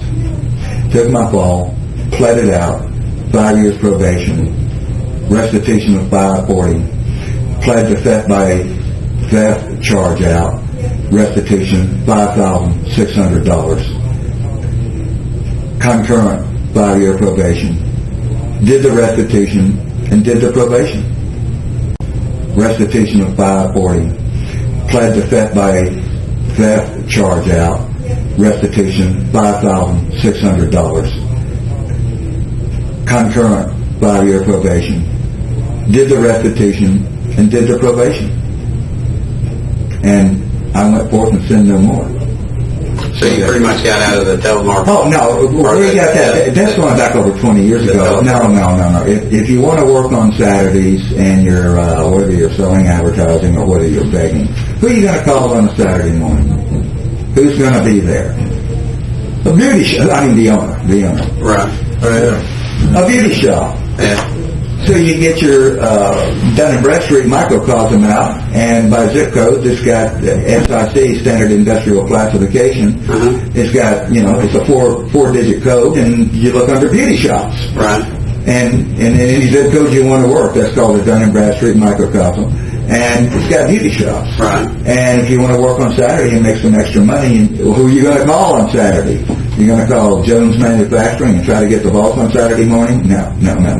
I mean, the argument against that is that the owner's going to be there, but they're going to be so busy that they won't talk to you. Well, that's your average person, not me. I get through to the person that answers the phone. They think I know a lady or guy. I get them on the phone. Bam, bam, bam, bam. I don't ask for too much. And hey, just to get me off the phone, hey, give me $10, give me $20, give me $25. Can't do $25. You got to remember, back 20 years ago, this stuff was epidemic. People would log, literally. I've had plenty of times they keep a log of it. They would log over 250 calls a year of the nature I was giving them. Okay, they would set a budget up. Your typical small business owner would Take it right off for them. Yeah, they'd set up. I'm going to give away $2,000 this year, $3,000, and they'd give it away first come first served. And when the budget was gone, you couldn't get it. If it wasn't, you couldn't. Because they'd tell you why. I've had 200 people call me, and I've given away $3,000, about $10 a piece. Okay, and you couldn't get it. If you did, you did, and that's the way it was. And so that's where that beauty shop comes from. So they're working on Saturday, and that's primarily... That's their day. That's when the owner is going to be there. That's the busiest time of the week on any beauty shop. It's Saturday morning. But they tend to give up good money as Yes. in there, and women tend to give the money up a little bit easier sometimes. No, not play at on all. the heartstrings. Not at all. Not at all. Not at all. I'm going to tell you something, and you take it from me. Really? No, you know what you're being fooled by? You're all being fooled. You're being fooled by a woman's instinct, not her free will. Her instinct is that of nurturing. Mm-hmm. That's because she raises the kids. Mm-hmm. And you're being fooled by her nurturing instinct, and she has a soft spot for kids and small furry animals. But I'm going to tell you something. You take it to the bank, pal, and you take it from a guy that begged professionally for over 20 years. The sex that is the most avaricious, accumulative, greedy, and heartless is women. Really? Is women. I've had more women take the check right out of their husband's hand. Call up Joe's Stop and Go out in Rex, Georgia, Hey, Joe, $25, go out there to pick it up. Be right the same as fucking battle axe wife. What you doing there? And you're not getting that. And just take the thing. Don't listen. That's why we're in the condition we're in. Don't ever forget this. You don't be fooled by a woman's nurturing instinct. Look at their free will personalities, and you're going to find women are the most hateful, avaricious, accumulative, greedy, and heartless. My God, when the American Indians, the woodland Indians, and the Iroquois and so forth in the northeast U.S., they'd bring a captive back to torture. It was like they were inflicting one captive. There's a sociological, cultural reason for it I could explain to you, but just let me say, when they bring a captive back to torture him to death, you know who did the torturing? No one. Yeah, they come out with their hot coals and their sharp sticks, okay? You know who the ones that are on, you send them to war. You may think, oh, my son, my son had to go to war. Well, I'll tell you, I've seen it on video more than one World War II vet been over there fighting. He'd been fighting so much that he's amongst the earliest release, come back home and have women on the street saying, you ought to be over there fighting and everything. Women are what got us in this situation we're in, man. I mean, the reason why is, what do women want? The two things. They want their home and kids, and they want things, okay? Hey, do you think pottery was just invented 7,000 years ago? They always knew that clay was hard. The thing is, when they were hunters, and men were men, and men were in control, and they moved around, and they were free and not enslaved by the states. Because when they settled down, the states were able to... They couldn't have things. You can't have pottery. You can't carry pottery around. It's too fucking heavy. It breaks. Okay? So they had to use bowling bags and so forth. And women wanted their things. They wanted their pottery. They wanted their homes. They wanted to settle down. So what happened? At the end of the last ice age, the Pleistocene megafauna, the great big-ass animals, went extinct. Women used that to get men to start planting seeds and grubbing in the earth like animals, okay? And once they got them settled down on the farm, then what happened is, ecological disaster. They destroyed, men have never lived, agriculture people have never lived in harmony with nature. What they had to do was move out of the Anatolian plateau in Turkey and northern Iraq and Iran, and they had to move down into the river valleys of Mesopotamia, the Tigris and the Euphrates, ditto with the Nile. Once they moved down into those valleys, desert there, water there, irrigation, and then the state was able to assume control by getting them in a hydraulic trap of these giant irrigation projects, which they did, dams, canals, everything. And once the state got control of the water, they had control of the people. And after that, humanity descended into degradation, slavery, pauperism, that 99% of all humans, the history of civilization is the history of 1% of the people, the elites. We don't even know what the dredges wore back in many times. Nothing. They were just dredges. They were, and they would intensify their production and try to get more and more. And the end result is no one could eat meat, and they were just eating mush, which most of the world still eats, rice, or, whatever, maze, that kind of thing. And it's a story that's been repeated over and over. And what started it all? Women wanting to settle down and have things and have their kids. When they moved around, you see, they had to kill the girl babies. Female infanticide. The reason they had to kill the girl babies is you got 10 men, 10 women. Well, if you kill 9 of the men and leave all the women, well, that one guy can keep them all pregnant. Doesn't do any good to kill the men. You can't control the population by killing men. Male babies. You can't. One guy can keep 100 women pregnant. Doesn't do any good. You got to kill the female babies. Okay. Infanticide was the dirty little dark secret of the old Stone Age, but we're still doing it in the modern times. I consider abortion infanticide, although I'm not judging. You know what I mean? There's a woman's right to choose. But hey, there's no joke about it. Listen, to abort an embryo that would otherwise come to term, it's killing a person. It is. It just is. And we're still killing, what, in the U.S., how many millions a year? Yeah. That's infanticide, just another form of it, you see. And so women wanted to have their babies, and they wanted to have their homes and things. And what has happened is that the Homo sapiens women, there's some kind of mutation in the Homo sapiens women, because before, the humans before us, which is Homo erectus, okay, they had a run of almost 2 million years. And their toolkit changed very little. The tools they made and so forth changed very little over that time. Can you imagine such an immense span of time? Homo sapiens, the very first Homo sapiens skeleton that we have now found is 164,000 years old. And more typically, Homo sapiens skeletons are no older than 70, 80, 90,000 years old. And just in that short period of time, what's happened with them as opposed to Homo erectus? Homo erectus, by the way, and so did Homo sapiens, stood taller than modern men, were stronger, were in better health, and lived as long as human beings until the year 1900. In the year 1900, the average span in the U.S. was 47 years old. And that's about what Homo erectus and early Homo sapiens lived to. They were in better health. They had not picked up these horrible diseases acquired from domestic animals such as smallpox, measles, influenza, and a host of others. Those all came from domestic animals, mutations, like your bird flu now. But you see that in the women of today now, as far as the same type of traits that you... Son, I'm telling you, I'm an observer, I'm a philosopher, I'm a man of vast experience. You're an artist. I've been a professional beggar for 20 years. And I'm going to tell you, who has the biggest heart? It's going to be men. Really? You're fooled by a woman's nurturing instincts and her softness, but a woman isn't soft. It's the difference in our personality. Men tend to be more confrontational and grab the whole thing, while women affect an air of softness and get it a bit at a time. Almost manipulative, you mean? Much more. So, and I always remember, they got the pussy. We're totally fine. But hey, that's okay. Don't worry about it. Be a Republican, have a party. Your world is kaput. Your world is over with, pal. It's gone. Okay. Your children will never... You want your kids to grow up to be a lawyer? Forget about it. There is no future for your kids. There is none. The Muslims got us by the gasoline balls. Before, they had to come across oceans to get at us. And once they came across oceans, they had this huge country that even if they could get at us, they couldn't invade us and occupy.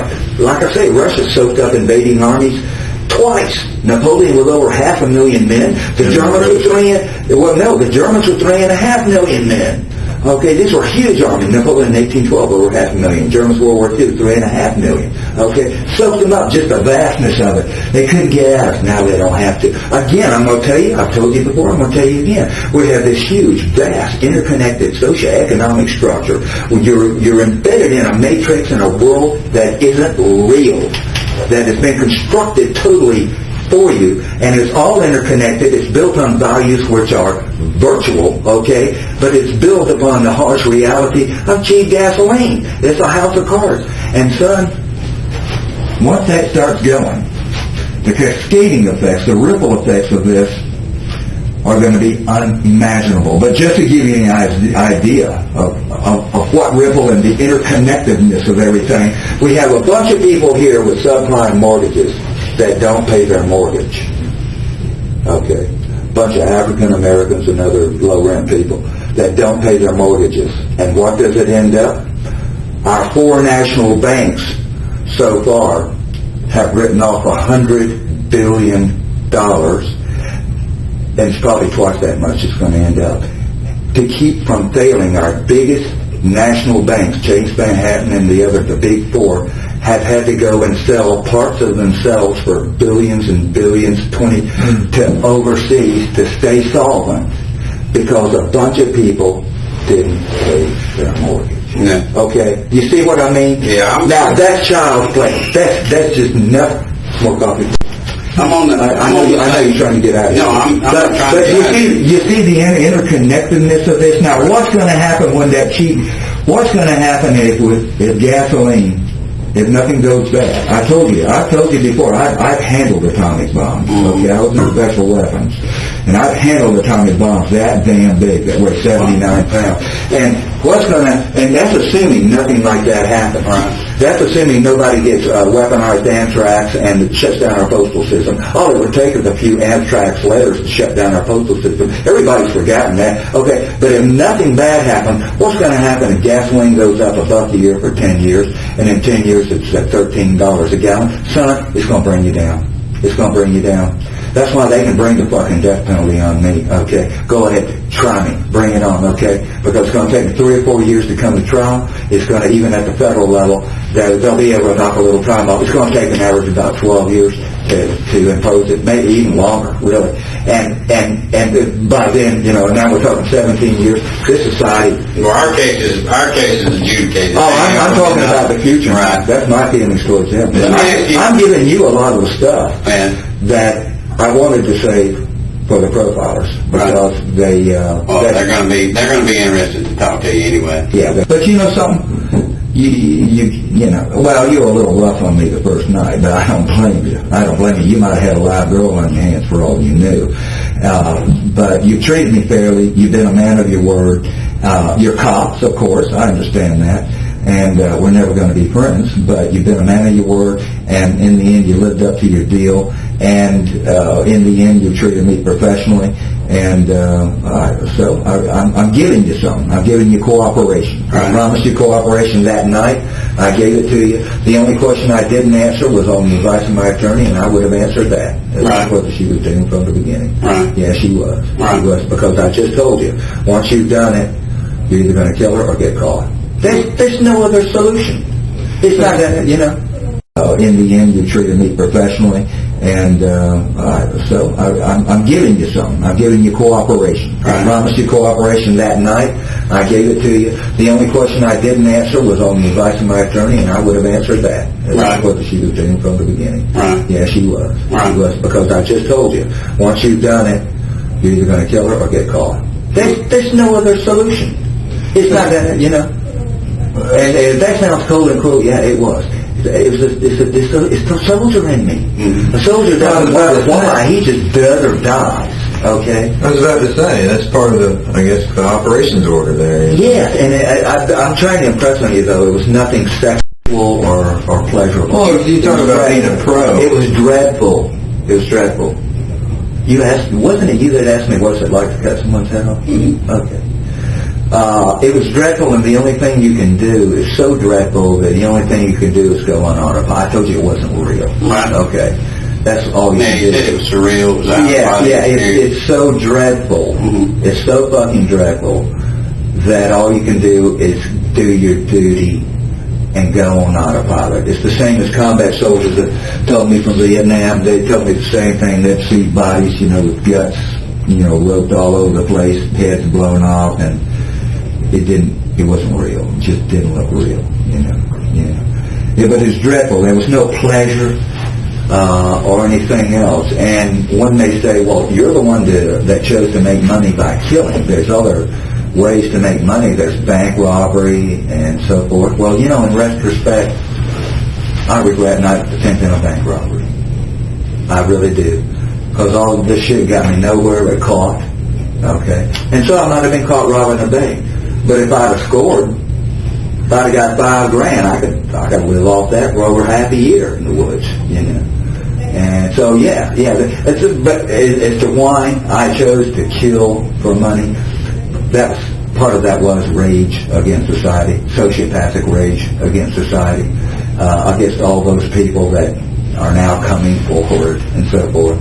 How did you find Walter Goddard? He must have called you, or did you get him off my cell phone? Well, So, was it that? Yeah. Well, let me ask you this, and you know, there again, we're here to. I don't know. Anyway, I promised you, when we did a deal, I promised you cooperation. And by all rights, I shouldn't be talking to you. My attorney's warned me a million times, don't talk to no one without an attorney. But I'm not telling you nothing that, you know what I mean? Right. We're talking about history. Right. And I was going to say the history for the profiles, but they'll be psychologists and psychiatrists, so they'll want to go over that. I'm telling you right now, I'm going to dig my heels in. I don't want federal custody. They're going to send me to Supermax. I just know they are. Huh? What about it? No, they sent Ted Kaczynski there. All the notorious people. Listen, Rudolph went there and he only killed one person, and indirectly two. Okay? He killed one with a bomb, and another guy had a heart attack.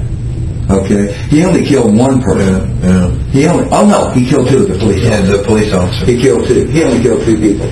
Okay. Well, And they sent Kaczynski there. He only killed, I think, two people. But he was a Unabomber. right. And he's in Supermax. So it's where they send the notorious, infamous people. Well, Okay, they're sending my ass to Supermax, man. Well, I mean, it's debatable on who calls you notorious and who calls you, you know, just a mad guy. Well, You know what what did it say? Infamous, Jack the Ripper, whatever you want to put it. Yeah. Okay. But of course, that first they got to convict me. Well, yeah, I mean, number one. And if they, and if they want to spend $1 million, $2 million to convict me, and then another $2 million to get death, and then another $8 million to defend the death penalty, and get around to executing me 17 years from now when I'm 78 years old and I'm decrepit and anything. Hey, they can do it. Who's going to be the one to have to call you notorious, though? Me. You are? I'm infamous. You are? My God. I mean, I've read a little of the news that my lawyers brought me a little bit, but I don't really want to read it. It's curl your fucking hair, man. I mean, drifter with a mean streak. That's what the AJC article, a drifter with a mean streak. Misfit with a mean streak. Yeah. Well, misfit I am. Well, it's true. I do have a mean streak. I think what they don't understand is there's something a little more than that, though. That they don't understand that, except for this rampage, I was the injured party. I kid you not. They have screwed Jude and Hackett and every which way society has. They called the police on me 30 times when they were the transgressor, trying to get me... people in the park type thing. Yeah, and all of society, trying to get me in trouble. If they had their way, they would tell lies to the cop. The cop would arrest me and send me to the penitentiary, take my dog away, and ruin my life, just because they don't want to be wrong. Okay? It's as simple as that. You talk about cruel and heartless, man. And you talk about, hey, kill motherfuckers. You start getting that thing, you just rage against society. Well, you're getting a little bit into your, more than what we're trying to discuss. Well, what are you trying to get at except a biography? Well, that's basically it. I'd like to have a biography of you. Well, you're not going to give this to the press. I'm saying No. I'm saving this for a book, man. Are you? Yeah. Okay. Hey, I got to keep some money on the books. Right. Okay, I got lots to do. I understand that. And no one's called you up and said, hey, I got some money for Gary Hilton. I got to get some money on the books. Right. Okay. And my coverage, I deliberately kept coverage of me limited. You notice when they try to do the perp walk, I insist that we run, and the Debbie's fine with them, Yeah, I got the vest on and everything. The sooner they can get me into that car, the better. Although they don't even have to get me in the car, they can walk me right through. And I'm the one that insists on running to the car. Did you see the way did you see it on TV? Yeah. Oh yeah, running. I'm the one that wants to do that. You see, I was leading them. and they'll open that door, another one open that door, and I'm the one that just dives in head first, you know. So kind of like a Hollywood celebrity that's been bad and now trying to do. You see what I mean? The more you limit it, the bigger demand it makes. Now, if I'd come walking out like Eric Rudolph, they'd have said, well, he's a fucking schmuck, is all he is. But when I come right, an idiot. But, you know, when I come running out there and then dive into the car wearing the vest, it's a mystique. Yeah. You got a style about you, Mr. It's the style. See, I'm saving it. It's your gravitas kicking there. Now, yeah, so you everybody's got nobody's got pictures of me either, but I got 5,000 pictures of me. Yeah, 5,000 pictures. Right. From 1990 on, documenting everything, all my daily lives. Nothing unlawful. Nothing unlawful. Yeah, I got it. No one has a damn picture of me. As far as I know, except Mo shots, and no one has a single picture of me not under arrest. No one. Nobody. I think, actually, Goddard has. You have you found some? Oh, yeah. I'm sorry. Yeah, North Carolina had 2 of me that a woman took. Yeah, that a woman took in Transylvania County. Yeah. Oh, you come across some more? Well, I wouldn't be surprised because people are. We're not. I'm like the Lone Ranger. We're not in this for the. I mean, you can have a book deal or whatever. We're not in it for that. What other pictures have you come up with? Tell me. Come on, I've been telling you. Well. Yeah, oh, it's okay. Ask him. What's the? No, we got some pictures of it from.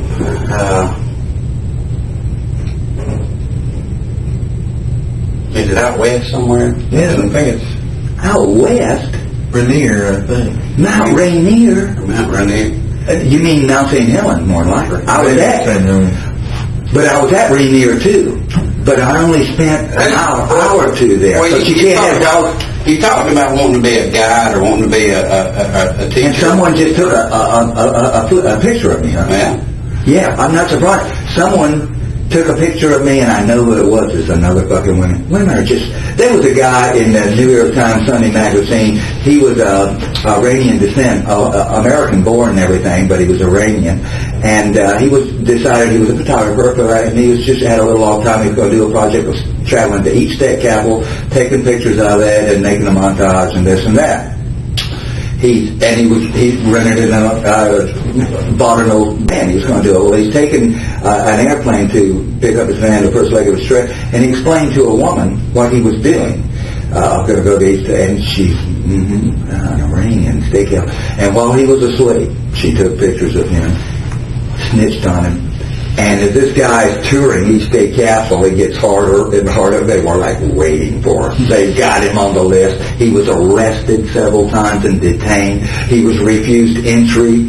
He finally had to stop it because this one woman, he told about his project in all sincerity and truthfulness, took his picture while he was asleep on the airplane and snitched on him, okay? And so there's a woman in North Carolina at a picnic area. She drove up. She's just a piece of white trash, and her boyfriend apparently was driving it. And I think she was drunk, too. She was acting like she was drunk. She was being very forward and everything, no real inhibitions. And they drove up there, and she said out the window, I had, my typical clothing on, as usual. Presenting my typical spectacle, I was being the spectacle, the long, doing my shtick. And she said, and what is your costume supposed to be? Smart enough, basically. And I said, I am the prophet of microfiber. But you see, it never caught on. You can't even get this stuff anymore, right? It just fucking blew her mind. She didn't know what the fucking... And she probably didn't appreciate it. She didn't. And I'm almost sure it was the photograph was taken from where she was sitting, and I'm almost sure it was her. A piece of white trash. She takes this photo, she saves it for 4 months or whatever, and then comes forward and here's a photo. She ain't nothing but a piece of drunk white trash herself. Okay, so I guess you have gotten. Well, I guess there's actually a lot of pictures. Well, this is what I'd like to know from you. One thing I'd like to know from you. Where all have you hiked? Where all have you been? All over the United States as far as... I know what you're getting at, the unsolved murders. No. I'm not talking about any unsolved. I'm talking about...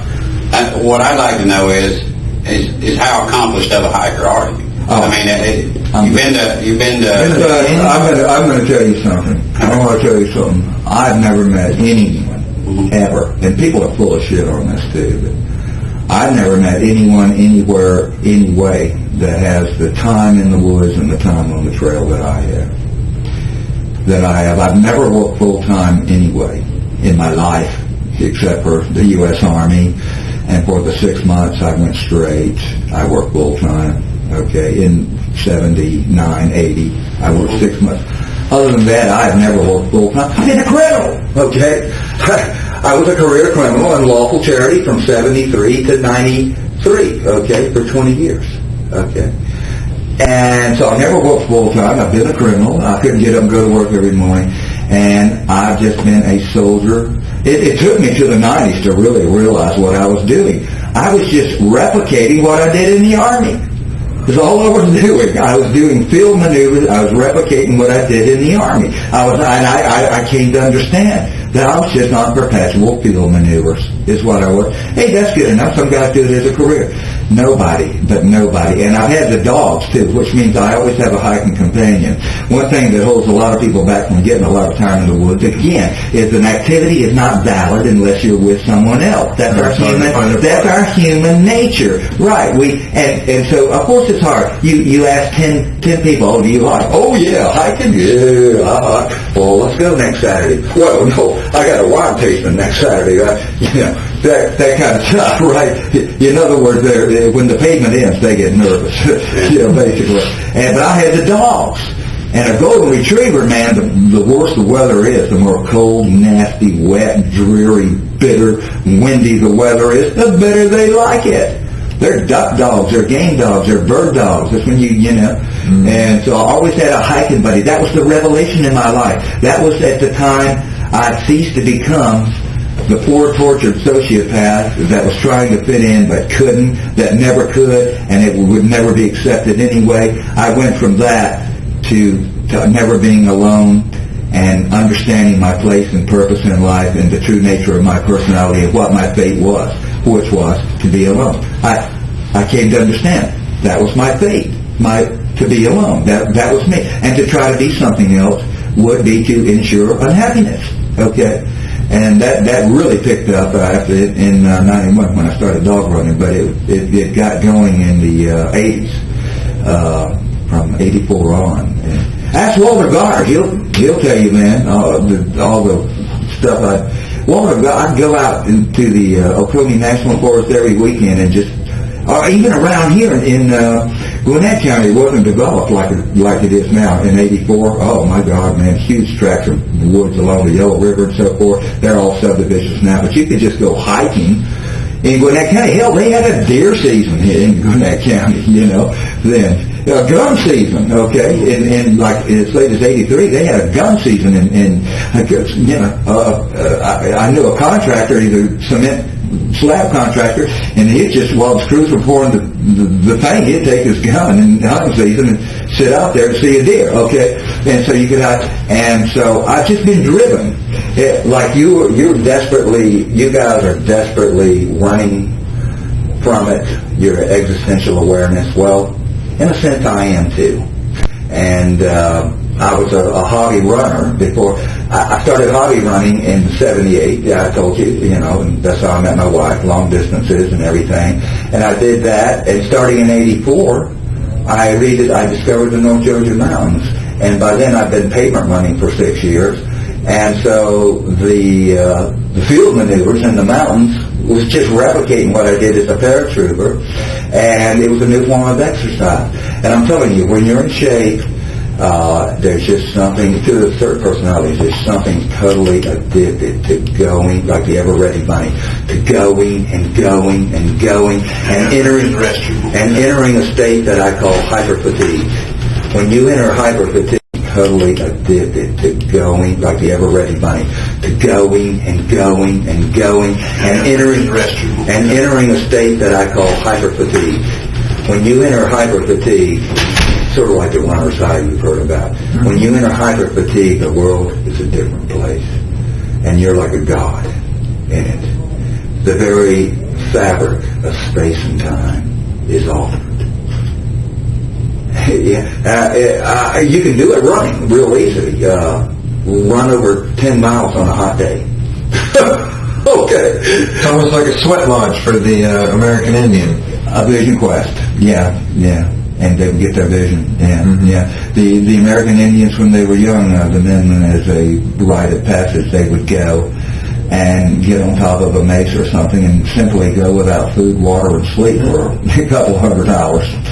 Trust me, if you go 110 hours without sleep, you'll hallucinate. Believe me. Yeah. You and I were talking earlier, and you described yourself as a pro. And in talking about that, I as a police officer, when you and I encounter one another, I'm going to know you're not. And I know what you mean, but how do you define that? As far as how are you a pro? I'm a pro in that I'm not just styling. You see, the average civilian, their entire life is a style. Nothing is real. They're rock climbers. Oh, rock climber. Yeah, go to the gym. Rock climber. Hiker. Oh, hiking. Well, twice they've driven up to Neel's Gap and done the little last part of Blood Mountain, and they climbed Blood Mountain. We're all different. We even, everything is virtual. We even virtual grief. We even have virtual grief. You see the candlelight marches for Meredith Emerson and other people, and people show up and they carry the people that don't even know the girl. Most of them don't. And they carry the things, and they look, for the newsroom. Hey, son, if they want to grieve,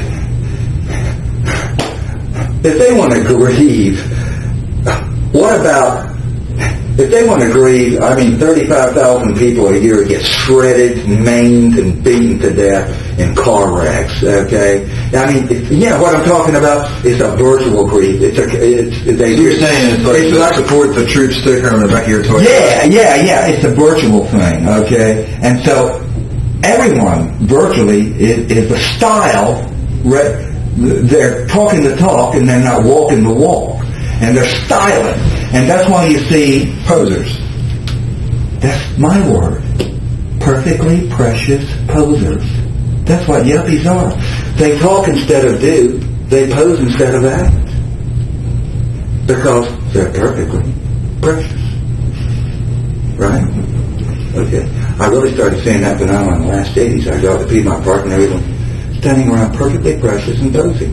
They have these flat affects. They won't talk to you because they're afraid to. The yuppies work on the philosophy is it's better to not say anything and let them think you're a fool than to say something and they have them know you're a fool.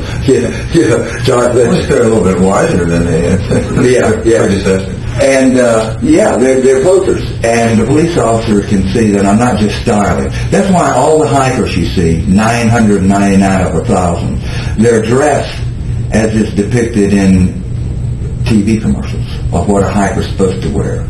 They're wearing all cotton. Only just now are you starting to see a little technical clothing. And you'll see some hikers with a technical shirt on. Okay. And in other words, a non-cotton shirt. Okay. Or microfiber this and microfiber that. It's just now. I was stunned. In 1990, when I got into your microfibers, I predicted the demise of cotton. I said jeans are finished. Jeans are just nothing but lousy stinking rags. They're wet and God, and they're heavy anyway. They're not comfortable. Soak up water. Oh man, they never dry. They're heavy as can be. They're uncomfortable compared to microfiber. Jeans are out. Well, was I wrong? Everything old is new again. Oh man, it's a uniform. No one, Well, what's the attitude you take to that professionalism as far as your gear, or is it just extended to hiking, that sort of thing, or no lifestyle? I tend to try to systematize everything and break it down to. You're saying discipline and no, understanding. Whatever activity you do, just like a police officer does. He just learns, everything for a police officer, every kind of situation, everything is systematized for him. And he does it by the numbers. Yeah. And except the police officer's training he's exposed to is just awesome. It's so varied. Many of them do. They're taught every kind of situation. The don't shoot training that police officers do these days, they use their own service weapons in actual sets, constructed bank lobbies or parking lots. and they use their own weapons. They wear armor, full body armor, similar to paintball armor, and they shoot each other at close range with their own 9mm service weapon, using a reduced power load and a frangible bullet. And it's so awesome to see them do that, man. It's incredible. They'll shoot it. They'll just shoot it out just at ranges like that, man. It's totally awesome. And they do it over and over again. So as a result, you see some little, pudgy fuck police officer, man, that can handle a piece so good. Bam, bam, bam, bam, drop the magazine, bam, bam, bam, bam, drop the magazine, bam, bam, bam. I mean, just awesome. Just fucking awesome, man. And they're trained, all the way by the numbers, and that's what I'm talking about. But really, when as far as your own training, or as far as your attitude towards any summiting a mountain or whatever? Oh yeah, it's all systematized. Even my walking is systematized. I have a block of instruction I can give you on how to walk. If I was teaching someone, listen, if I'm teaching someone about backpacking, I'm going to teach them how to hike. I'm going to teach them how to walk. I'm going to teach them how to get dressed, and I'm going to teach them how to piss. Okay? Hey, you'd be surprised how easy it is if your pissing is to piss on your equipment. Your clothes or your equipment. You got especially with legs. I'm going to teach you how to take a shit. Okay? Right? It's all systematized. Yeah. As far as walking, like when you're, planning to summit a mountain or whatever, do you come up with contingency plans as far as, if I don't make it by this certain time, then I'm going to go down to base camp 1, that type of thing? And you do, for purposes of equipment, you do worst case scenario planning. In other words, what if I fall and break a femur? Bam! And I'm cross country. What if? Here's the complicating thing. What if the dog goes down? 100-pound dog. What if your dog comes up lame? What if you got an old dog and he comes up lame? What you going to do? Okay. You can't leave the dog and say, stay here. I'll go get the sheriff. Come back. Don't work. Okay. Here's a flashlight. Here's a whistle. Here's a sleeping bag. Here's some food. Here's some water. Cool out. Listen for my whistle. Blow your whistle. When you come and show me your ride, I'll have the sheriff with me. Okay. You can't tell the dog that. The dog weighs 100 pounds. What you going to do? What if you go, and you're not on the AT? I only use the AT generally as a connector. I'll climb the mountain to the AT, work the ridge. Climb the mountain to the AT, take the AT along the ridge, and then come back down another route. Okay, it's typical when you're really truly mountain climbing. Okay, so you cross country. What you going to do if the dog goes down? What you going to do if the dog gets his foot sliced up? Well, as I said, what you going to do if the dog gets a thorn in his foot? Got to have those tweets. What you going to do? And what else? Your glasses, reading glasses if you need glasses, okay, that kind of thing. It goes on and on and on. For a wintertime hike, if I'm carrying what I really should carry, and you can't carry enough water, you can't, it's just too heavy. But I'll typically carry a 5.5-pound backpack, a North Face snow leopard. I'm getting those snow leopards back, by the way, because my lawyer's getting them. He hikes Rob McNeil. He's a big-time Appalachian Trail, etc. He's a real hiking enthusiast and everything. So he owns all that now. He owns that. He owns all my personal possessions, and he owns my van. So as soon as you guys can cut it loose to him, I'd appreciate it. He's a good guy. He's the attorney for the public, and everything. And he owns my van now too. Okay, and he's going to keep money on the books for me also. But anyway, you have all that planned. As far as it's worst case scenario planning. I think that kind of extends when you're talking about your dealings with the police and stuff. You read ahead, knew the law, that sort of thing. I think that professionalism is kind of permeated throughout your. Is that the way? Yeah, but I see. But when you get desperate, you ignore it. In other words, when you're going out to kill somebody, if you're seen by a single other person on the trail, then that day's screwed. But when you procrastinate because you don't want to get up and kill someone, and you let it go and you say, I won't kill anyone today. We'll just go hiking with my dog, have fun. We're doomed anyway. And so you get down to the point where, well, it was like Meredith. I had $40 money and several days' food. It's going to have to kill somebody in that period of time. Okay? And when you get down to the bitter end, you ignore all the rules you set, which I did, which got me caught. Straight outside of your own criteria for... In other words, yeah. In other words, on Blood Mountain, it's a good place to hunt because it's the most used day hiking trail in the state of Georgia. And this is a 3.5 mile hike up, 1,400 foot climb, and return. So it's a 7 mile walk with 1,400 foot of elevation gain. And I'm amazed at the number of people that do it, but they're able to do it because they're not carrying anything. They're carrying what they're supposed to. I've seen people in that bitter weather that Meredith was taken in, 11 degrees at night. I saw the day before, going up as I was coming down, the sun setting behind the shoulder of Blood, and going up, 3 boys going up not carrying a single thing, and one of them wearing shorts. They're betting their life, literally, that they don't stumble and hurt themselves. Actually, and it's amazing. Not more people get in serious trouble up there. It does happen up there, but it's amazing. But see, but anyway, it's a good place to hunt in that you have a huge selection. But it's a bad place to hunt in that you because they have a lot of people. So the way you would do it, witnesses. So the way you would do it would be to lurk in a blind, so to speak, off the trail, observe with binoculars, and lurk. But I didn't do that either because I like to hike.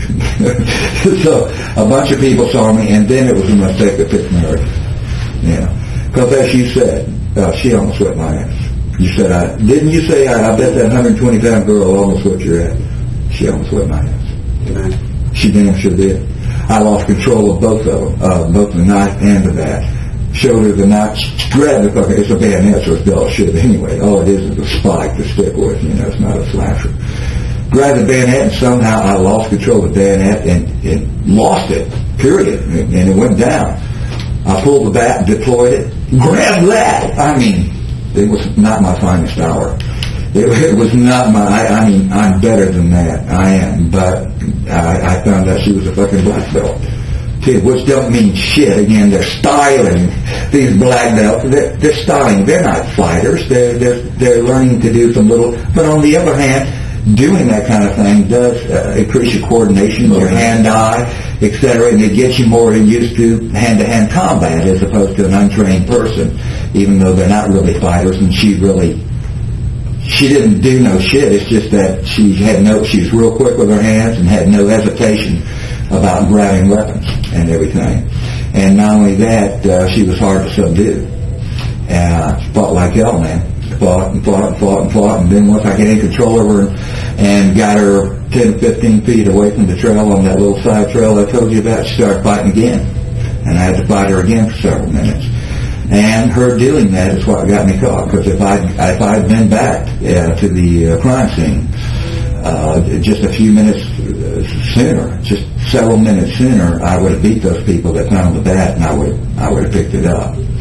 But as it was, I had to fight her twice, and bring her all the way around the corner of the mountain, and then secure her to a tree, in spite of her protestations, and then go back for it. So she caught me fair and square. Yeah.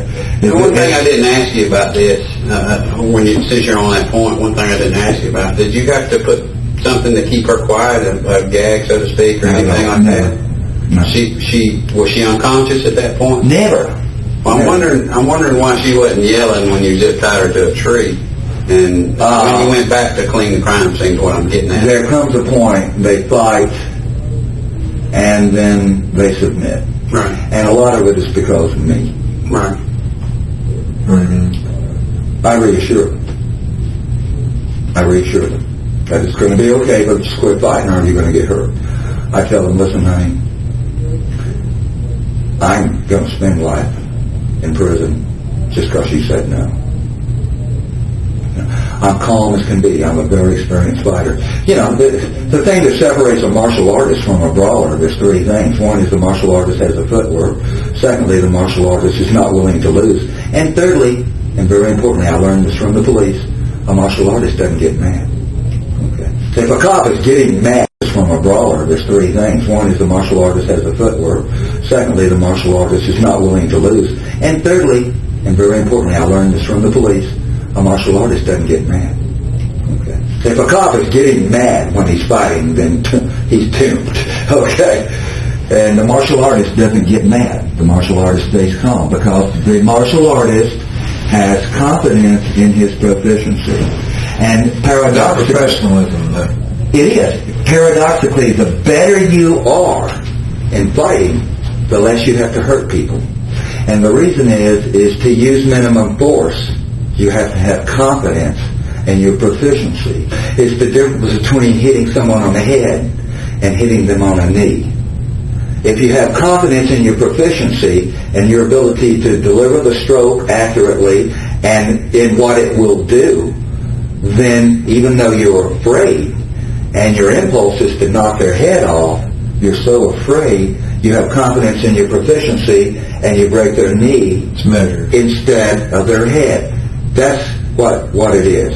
And I have confidence in my proficiency because I've been there a million times. I fought 2 or more people with 3 or 4 dogs. I've had big guys, well, except for that one guy, they're always going to be bigger than me.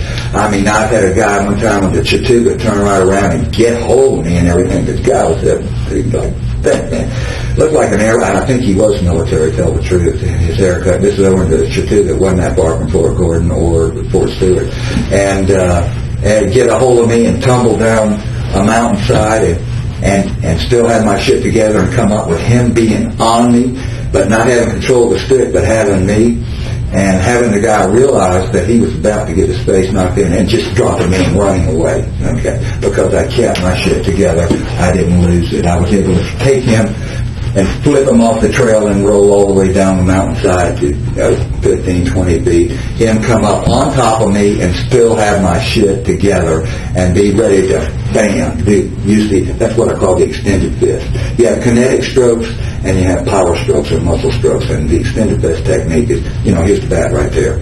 And I use the bat like you're supposed to use it. A lot of police departments hold the bat like that. In other words, a lot of police departments teach you on a 36-inch bat, right control, they teach you to have the strong hand down, but you have the strong hand up, like this.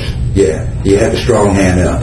And that way you can use the extended fist technique, which the tip of the bayonet of the stick is there. And so what that is this tip of the stick is a extra long and extra hard extension of your fist. Bam! It's awesome. It's devastating. Not only is it very quick acceleration, that's where close-in work, okay? For at a distance work, it's going to be a kinetic stroke. Kinetic means moving, and it's kinetic energy. And in other words, the energy you're imparting into the hit is the energy of something moving. In other words, it's mass times speed equals force, okay? So one of them squared. So you visualize the tip of your stick is a projectile, and the object is to get tip velocity. So you think that type of thing translates as far as in a situation like you were just talking about? What? This training, this practice kind of comes out as far as when you said you didn't have to cover her mouth up or anything. Oh yeah, it's the calm and the calmness I have. Anyone else when they would be doing this, if they weren't a highly skilled martial artist, well, they wouldn't be able to do it. Yeah, they'd be nervous or I don't know what they'd do. I mean, imagine what... It goes back to the pro thing, is what you're saying. Yeah, it goes back, and then it's experience. It's a combination of experience and knowledge. Well, it's like a police officer, or like a soldier. The way a cop wins fights, the way a soldier wins fights is planning, training, and equipment. That's how police officers win fights. Planning, training, and equipment. The planning is doing scenarios. What if 2 guys and another guy comes this way? What if the guy does that? What if? Planning. And rehearse it. And then training, rehearsing. You do your scenarios, and equipment, of course. Well, taken care of. Which would translate to weapons, you call it weapons. And that's how police officers win fights: planning, training, and equipment. That's how little schmuck police officers can whip ass, because they planned, they trained, they are equipped. But Meredith Bell got the best of me there. Yeah, she did. Oh, but to ask you a question, once she goes over the edge, I got her around to the tree, and she said, no, don't, but she wasn't yelling anymore. I said, now, honey, don't worry. Listen, I just got to go back home. You're right here. Listen.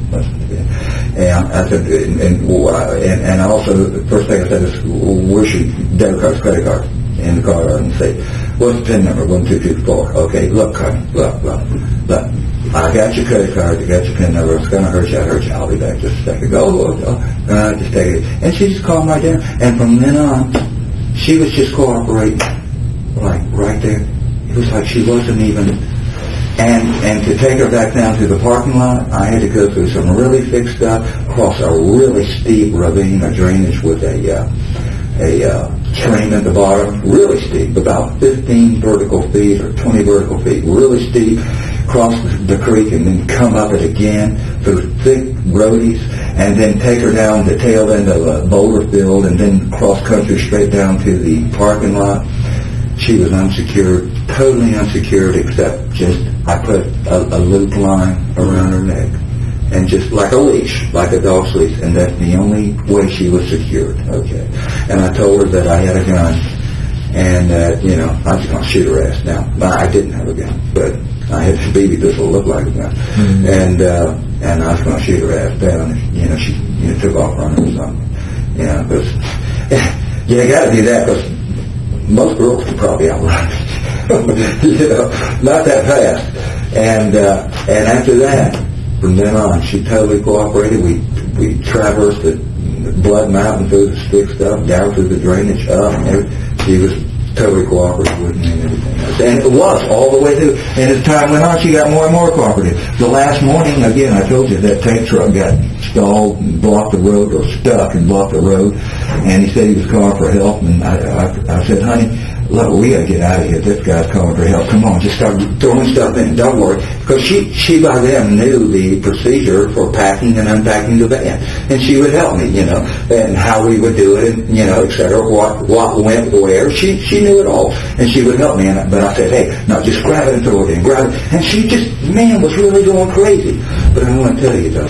But, the advice to people that they're abducted is to engage your abductor and to make yourself a person to them and not have them think of you as an object. To engage them, to tell them your name, to tell them about yourself, tell them about your family, tell your abductor that, tell them what you study, what your dreams and hopes and plans and schemes are, and try to engage them and make yourself a person rather than an object, because the abductor is psychopathic. He's looking at you in a human way. You want to make yourself a human. No, it was always me. It was always me engaging them. First thing I ask them is, what kind of music you like? What's your favorite song? What do you do for work?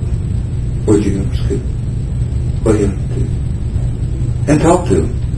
It calms them down. But none of them ever did that to me.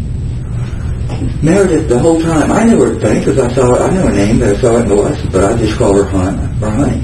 I said, come on, honey, come on, let's go. Gotta do it. Come on, no, no, come on. Yeah, that kind of thing. She never once told me, hey, my name is Meredith. That's what I'd be doing. I'd be pitching the guy like hell. They don't even pitch me. Like, really, I won't say a word, I'd be saying, hey, listen, no sweat, listen, I'll tell them you had me blindfolded all the time. I didn't even see nothing. I don't know a thing. I had no clue. Hey, I'm not even going to report this. Hey, just cut me loose, cut me loose as soon as you can. If I can get back before big alarms raised, I'll never even report. I'd be pitching the whole damn time. I'd be bending. If I was abducted, I'd be bending their fucking ear. Engaging them and making them think of me as establishing a relationship. You kind of expected that, but never got it. You're right. It's amazing. It's totally fucking amazing. It was me. I did form a relationship, but that was because of me. Because you're reaching out to them, and it gets their cooperation, because now you're making yourself a person to them. Instead of an inhuman monster, you're making them see as just a guy who maybe got screw loose, but nevertheless just a guy who's rational sounding. The act wasn't rational, but my actions otherwise, and everything is rational. Who's intelligent, who's intuitive, who is well-read and educated, and they see me as a person, and they see that I have an interest in them. Again, first thing that I would say is, right there, while I'm leading them away, what kind of music you like?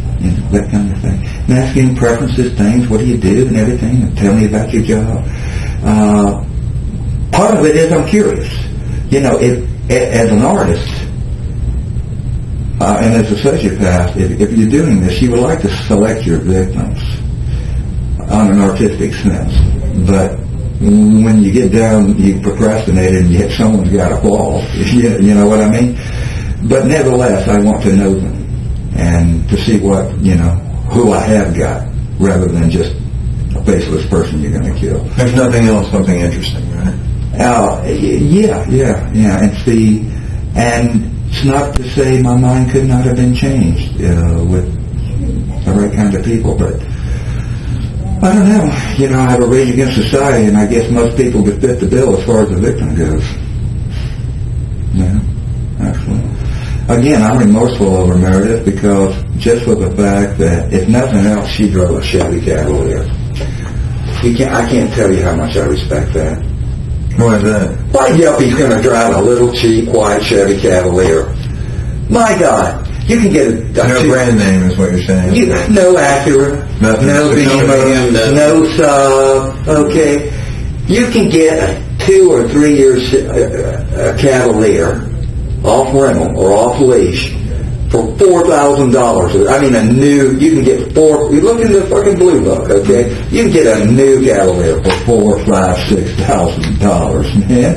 Jesus Christ. And the fact that girl drove a Chevy Cavalier, I asked her why. She told me that sensible reasons and everything. I respected her to no end for that. Yeah. She didn't have a brain in her head, but hey, neither do you either. And what the hell? No one does it. Yeah. Right? That we're all just running. We're all just passing the time. We're all just finding some way to divert ourselves from the inevitability of our own end. Anytime. Divert me. And by God, don't let me stop and think about it, please. Make me so busy that I can't even think. I can only, just be immersed in the matrix and, everything virtual and nothing's real, and just keep it spinning, baby. Keep it spinning. Okay. So yeah, she was brain dead, of course. But the fact that she drove a Cavalier, the fact that she had this job selling boxes, commercial boxes, okay, to stores and displays and everything. It's just and it was an entry level slot. She's out there calling on stores selling boxes. And she was so optimistic, enthusiastic about it, even though she didn't, wasn't passionate about the job. She sold boxes, for Pete's sake. But she was happy in it, in that she felt she was progressing, building her resume. As Meredith said, she said, if I can succeed in selling boxes, then it's going to show the next higher level that, I can go out and do it. I can go out and sell boxes. Mm-hmm. That kind of thing. She was happy in that. She wasn't anyone else would be up to, bitching about it. No, she was happy to have the job. She was happy to do it. She did it. She was doing good at it. And sure, her life was just stupid, but the thing is, it was full, and she was happy at it. She wasn't dissatisfied. You see, the human condition is to be dissatisfied. That's when we had to settle down and have things and get more and more and more and more. And it's especially the women that are dissatisfied. My God, man, you're having to buy furniture every few years. You're having to buy carpets. They're never fucking happy. And every few years you gotta get a bigger house, okay? They are never satisfied. But it's really the human condition is to be dissatisfied. That's why we're at where we're at. I like to use the saying of, well, we wanted to have something to drink, we invented whiskey. Then we wanted a cold drink, we had to invent the refrigerator. We're never satisfied. That's right.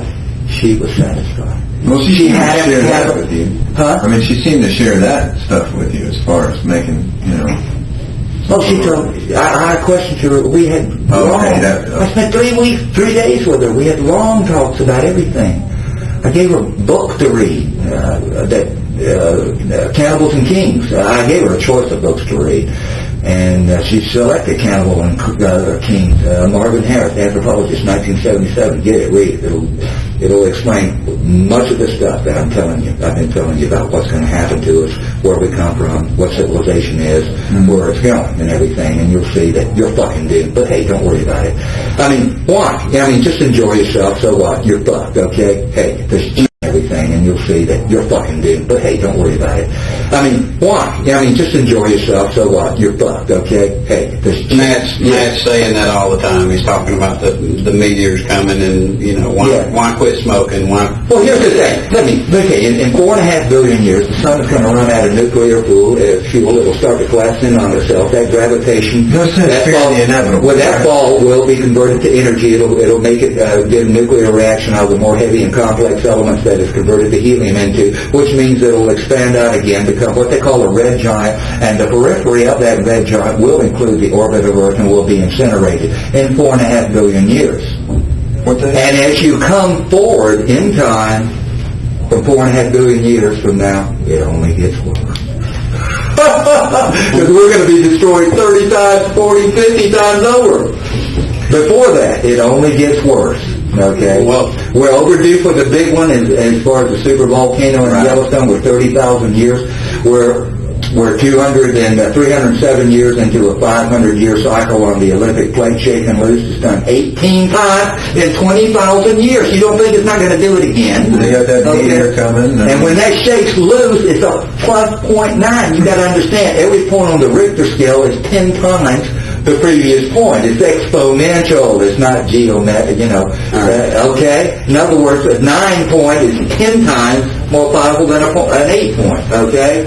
And we've only seen 3 of them in history, and with the Alaska one, we were able to observe it, and it was in the modern science era, okay? And when that shakes loose, it's going to shake loose the whole damn Pacific Northwest and Northern California. And I'm not talking about the San Andreas Fault. That's a whole different thing. I'm talking about the Olympic plate where it subducts from the Pacific Ocean. It goes under Washington and Oregon, okay? And it just shakes loose. Well, before all that shit happens, and before you miss out on chow, let me, yeah, it's almost... Oh, you mean I can't talk to you anymore? Yeah, I don't want you to miss out on chow. I was going to ask you, basically, on your timeline and everything else, we got up to 97 when you went to work with Tabor. What time around 97 was that you went to work with Tabor? July of 97. July of 97. Mm-hmm. Okay. And I'm going to tell you something. Okay. I took my fall in 95. I told you I pled to the unlawful charity, which was indicted in 94, which I quit in 93 because I found out they were investigating me yet again. Right. For the 15th time, I called up a guy and he said, well, the GBI's come by and they've gotten all my records and receipts relating to the Georgia Veterans News. Okay, hey, what else is new? It's happened a half a dozen times. They're investigating me yet again. This time it was GBI. This is in September of 93, and I quit. Okay. And in January of 94, I was indicted, 25 grand bond set. In April of 95, I was arrested on it. And in August, I pled on the unlawful charity, and in December, I pled on the theft charge out of DeKalb County, received 5 years probation, concurrent restitution. Okay, here's the point I'm making. Since that time, and this includes traffic too. Okay, since that time, I have broken no laws with the exception of marijuana usage and failure to file income taxes. I have not broken a fucking law until I went on my rampage. So I want to put you at ease there. Okay, there's nothing I'm going to tell you right now. I'm a man of my word. I'm telling you. Okay, I got no reason to hate, man. Hey. Listen, you can sentence me to death, you won't be able to fucking impose it, okay? I'm not... No, I agree. Okay? When did your rampage begin? Can I ask you that? I mean... Yeah, but 20. Right. Okay. Okay. Is that when you and Tabor had kind of a disagreement or whatever? Oh, we'd been having a disagreement, but I probably wasn't getting the money. The reason I wasn't, he was saying I was extorting him. And I knew what his scheme was, and I was not unlawfully threatening him, but he was saying I was. And the last check he gave me, which was $2,100, that I extorted from him. Tabor knows me better than any person alive. Tabor knows me much better than anyone, and Tabor is scared shitless of me for good reason. Okay, Tabor knows me. I don't have to spell it out to Tabor. I don't have to threaten him. Okay. He knows me better than anybody. All right. Not that he's close to me. He just knows me because I've revealed myself to him over the years. Again, you need someone to talk to. You need someone to trust. So I thought, I'm not his kind of people. I mean, here's the yuppie's credo, okay? Number one is always remember that you can slum around with guys like Gary Hilton, but always remember they're not our kind of people. Number two, never ever be impressed by anything that anyone has done unless they got a whole lot more money than you do. Okay? That means if I go and climb Mount Everest, that means if I'm the super mega stud of studs, don't be impressed by me unless I have a whole lot more money than you do, than he does. And number three, don't ever let the people have a cut of the pie. Okay? Keep them down where they belong. Keep them wage slaves. Tabor pretended he was giving me a cut of the pie, but he was giving me half of it. Yeah, so at any rate, the point is, so the last check Tabor gave me, he left it, and on the envelope it had ransom written on it. What did he mean by that? It meant that he was being extorted, and he was giving it to me under duress. Okay. And then he left me a letter saying I was threatening him, and I was doing this tough guy act. That's what pissed me off. I was saying, act. It's not an act, dude. Jesus. No.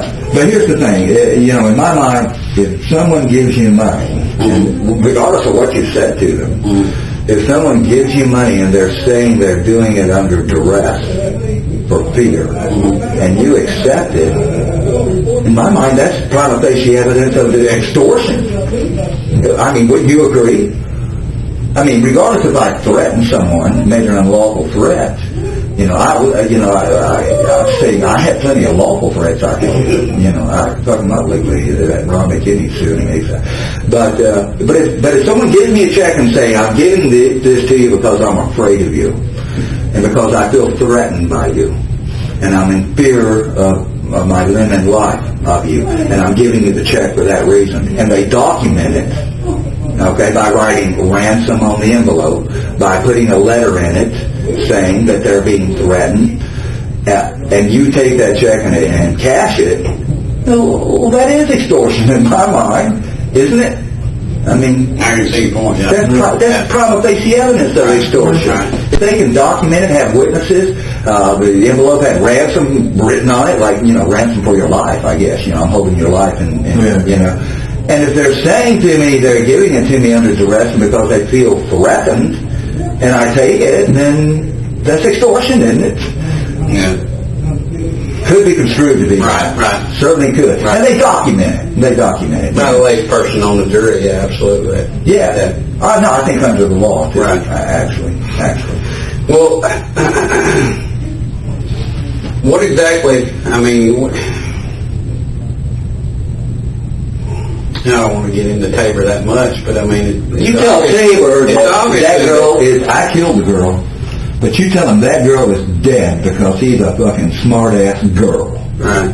And instead of telling me, Gary, the jig's up, I mean, I don't know what the fuck was going through his mind that he didn't know the girl was dead. And the girl wasn't. She was alive.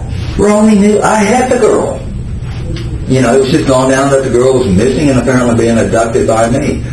What the fuck was in his mind trying to lure me? You think you're going to rescue the girl that way? Well, like I'm going to bring the girl there, especially when they're bracing. Yeah, what the fuck was going through his mind? You tell Tabor, if he had just told me, and it makes sense, it's intuitive. If he had told me, Gary, they know it's you, and they're looking for you, And if you got that girl, just like you told me, the first thing you said to me is, Gary, if there's any way that that girl's still alive, please, or word to that effect, he said, please tell us. See, you were exploring that possibility right from the get-go. Not Tabor. He's too busy being a yuppie, smart-ass girl, okay, and tried to lay his coy little trap.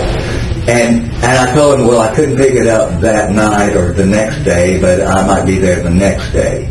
Okay, because I was still not fucking wishing the girl was still alive, man. I still had that. I got to go off the, oh God, you know.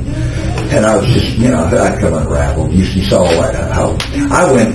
After I was arrested, I slept almost 24 hours a day for the next Well, like Clay was saying, I hate bringing Tabor into it, but just out of curiosity, he just strikes me as kind of a weird fella. Oh, yeah. Based on his, yeah.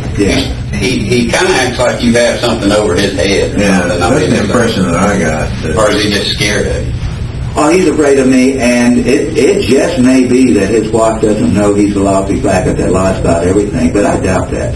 The last message I left to him, I was telling him, John, you're working an agenda that's not working for either of us. It's not working for me because I'm not getting paid. It's not working for you because it's not going to happen. And that is, John, I will never unlawfully threaten you, John.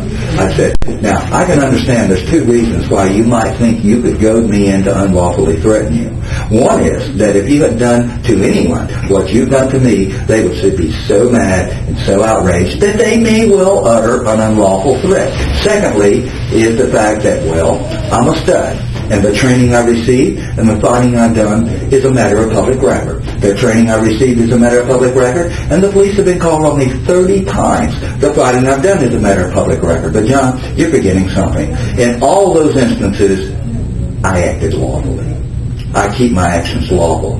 Now, as far as blackmailing you goes, he had never broached that subject, but I wanted to throw this in. I said, as far as blackmailing you goes, well, John, hey, what am I going to do? Tell your wife you're a lousy faggot that lies about everything? Man, I'm sure she's known that for several years. I told her, and it's my feeling, you know, Jan is dumb.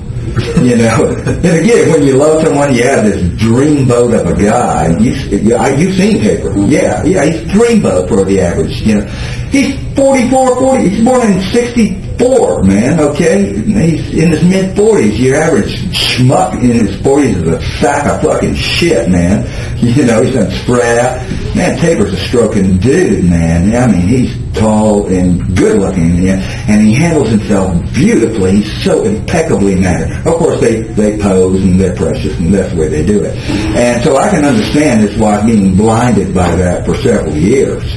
But again, she's an attorney. She was first in her class. She's not stupid, you know. So I feel sure that Did he ever come on to you or anything of that? Oh no, not at all. Or share an experience with you? Never. No. Talk about what I did Friday night? Until recently in our relationship, I would never have broached it at all. But he could out of politeness or just out of...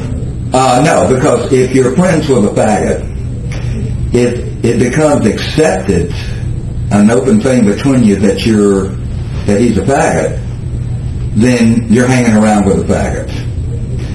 And in my experience, if you're hanging around with a faggot that's acknowledged to be a faggot, I shouldn't use those words. It's pejorative. I think the world of gay guys, by the way. Gay guys as a group are more handsome, more talented, more smart, more everything than straight men. They are. They're beautiful. And talented and everything, good looking too. You know, but one of the ways you tell a guy's a homosexual if it's just too good looking, dressed too damn well, like Rock Hudson. Okay, no. Tabor's always known that for many years that I knew because he knows me better than anyone, and he understands how sophisticated I am. By sophisticated, I mean a sophisticated person understands what they're seeing and sees almost everything. That's what I mean by sophistication. Okay. In other words, I've been to New York City. So Tabor knows I'm an extremely sophisticated guy. You know, and the only reason I'm not rich is because I'm crazy. Well, it's down to everything. Yeah. I mean, hey, you know, I wouldn't, in a sense, it sounds weird, but even at this point, I wouldn't trade it for being the average cognizant schmuck that's going and plodding along, doing a job, career, family, going to church, doing all those dumbass, mindless, brain-dead fucking things, man. I wouldn't trade it even now to be incognizant as the average person. To be sentient of the true reality of life. And it's all right there in front of us. But people have the capacity to deny truths that are as big as the nose on their face. It's called dimming of awareness. It's a human psychological phenomena that, number one, reduces tension, and number two, facilitates social interaction.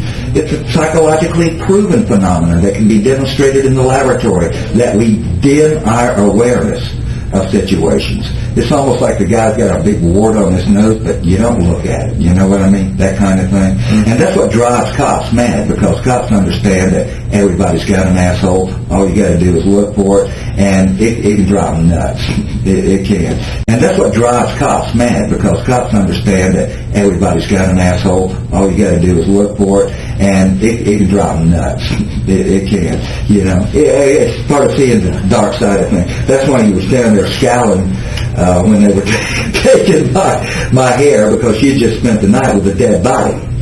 Okay, and I saw the crime scene guy. He had Dalton Forest mud on his knees and on the toes of his boots, and that meant he had been down on his knees in the mud in front of a dead body.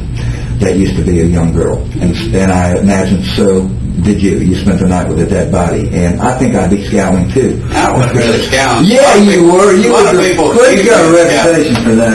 A lot of people accuse me of that, and when I'm actually not, I guess my face is naturally frowns or whatever. But hey, you're authorized to, because you know Michael Moore, the guy, that filmmaker, that, you know, he has referred to Americans as grinning idiots, and no truer words were ever spoken. You know, especially since 1996, they all had the teeth whitening. You know, prior to 1996, if you would go to a dentist, the dentist would be wearing a lab coat that white right there, right? If you went to a dentist and said, Doc, I want you to make my teeth as white as your lab coat there, the doc would say, well, I'll do it, but don't tell anyone it was me that did it, because it looks so unnatural. You know what I mean? Now, everybody's that way. They're grinning fucking idiots. I call it a dental display, is what I call it.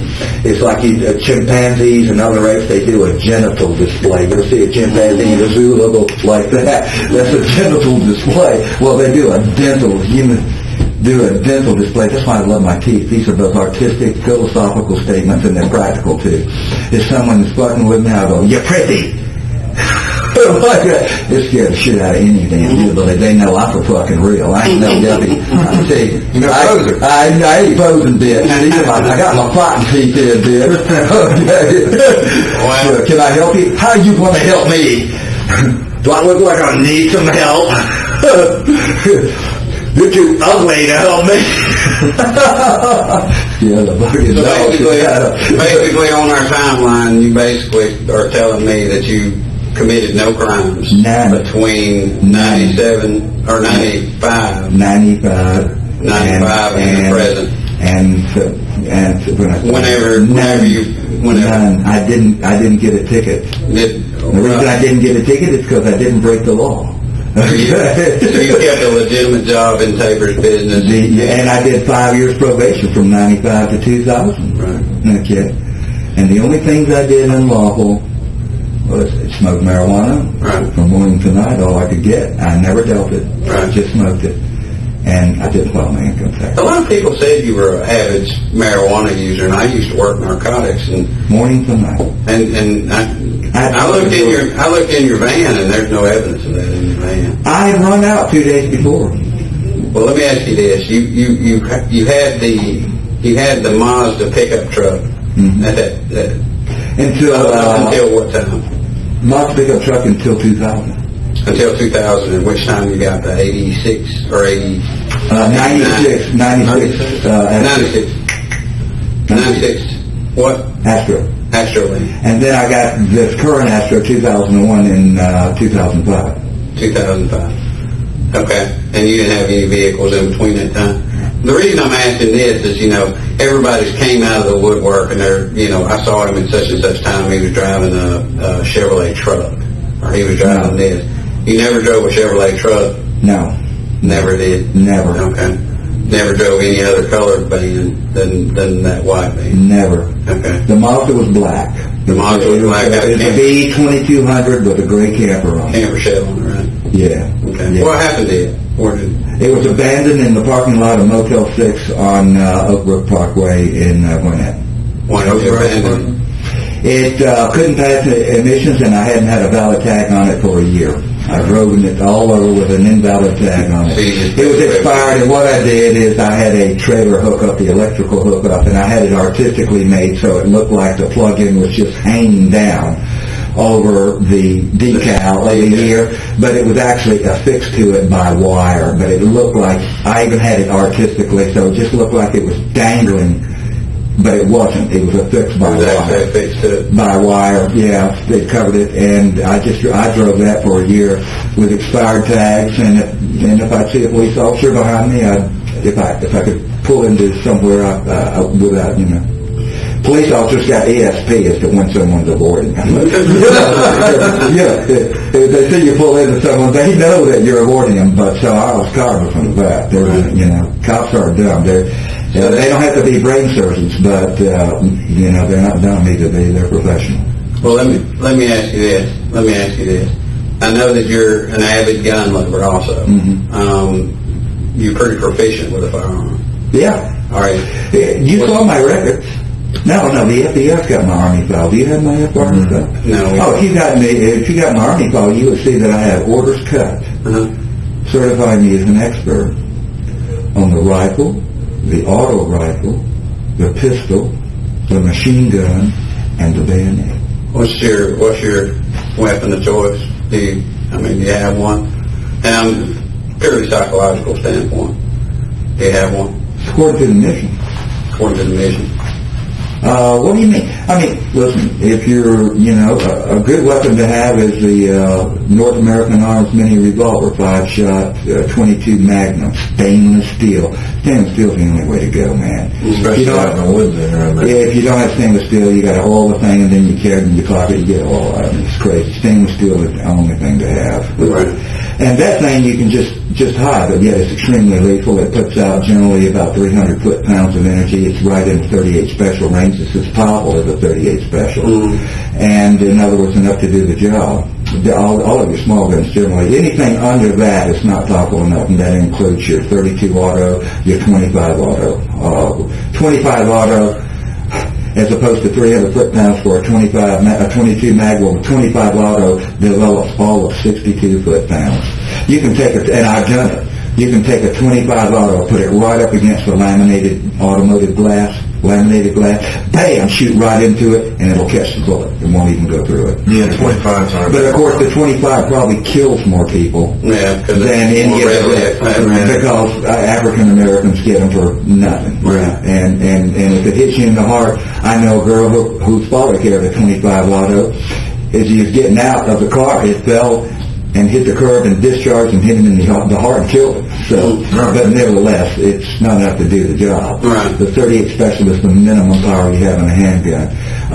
But of course, the problem with that is that for actual gunfighting, its rate of fire is not what you need, because to reload the thing, you got to take the cylinder out, get the bolt. It doesn't have an ejector on it. You got to, and knock them out with the cylinder rod, and then, reload. Now, I practice doing that, and I can do it in the dark, okay? You always have to practice reloading in the dark. But it's no good for gunfighting, though. If you're gunfighting, of course, your Glock 17 would, be it. I qualified a qualified expert on the pistol, which was the 45 auto. No, 1911. Yeah, I figured you'd be a 45 man myself, but. Oh yeah. As a matter of fact, it's just again the firepower of the Glock, the 17 rounds, and the 45 is 7 rounds. You see, but no, the police officers are coming to the conclusion that 9mm aren't powerful enough. So you see them go to the 40 caliber. Yeah. And 45, that 9s aren't enough. So you don't like 9s, or? The magazine capacity is fabulous. That way, yeah. Fabulous. About a 40. Never messed with it. I don't even know the ballistics of the 40, actually. Glock scares me sometimes. I mean, I'm not really a Glock man. I was always I've never used one, but just based on its reputation and the magazine capacity of 17 rounds, let me tell you, man, if you're good with that and you have the thing at the gun, if you know where the gun is shooting, let me put it that way, kick ass on that. I mean, I don't use my firing position with a pistol if I'm gunfighting. Even like there's the guy and we're going to gunfight. Just go down like that. And I've done this with a 45. Bam, bam, bam. With no hearing protection either. Right. And see, not only do you have a stable base, but you have a very small target. Right. And as a matter of fact, I'm better kneeling than I am prone. With a 45. Really? Yeah. Now, in the Army at that time, in the 60s, we did not use any of it. Standing offhand position was one-handed. Was one-handed grip. It's a duelist position in that you're turning your body sideways and you're presenting less of a target, and also you have your a little more protecting you. You got your lung protecting your heart. In other words, yeah, we would do it this way, right? And I never saw the two-handed stance used until the late 70s on the cop shows and everything. I think it's kind of stupid, really, in a way. I actually do. Although for coming around corners, it maybe you can get on point just a little bit quicker. Mm-hmm. You know what I mean? Yeah, but I don't like plastic guns. I just always prefer something with a safe. Yeah. But anyway. Yeah. What else we need? Your thing with Tabor just kind of like you were talking about. It snuck in over time. It snuck in over time. The Tabor, half of his sales are delayed sales or go back. Tabor can't close. We're talking even at his giveaway cheap price. I take it that was his responsibility as far as you acquired sales. Yeah, took the lead. He went and sold them. Even at Tabor's giveaway prices, a siding job is over $10,000. Okay, even at a giveaway price, still a lot of money. And even if it's a giveaway price, if it's $10,000, what are you going to say if a guy comes and presents you with a $10,000? You're going to say, "I'll think about it." Of course, it's rare that the customer is so committed that oh, okay, give it to me. Right. He's going to say, "Okay," even if he's got bids from other companies that are considerably higher. He'll say, "I'll think about it," because he wants to figure out what's wrong with it. Right. In other words, you can't give it away unless you sell it. You can't. And what I mean by sell it? Inducing urgency.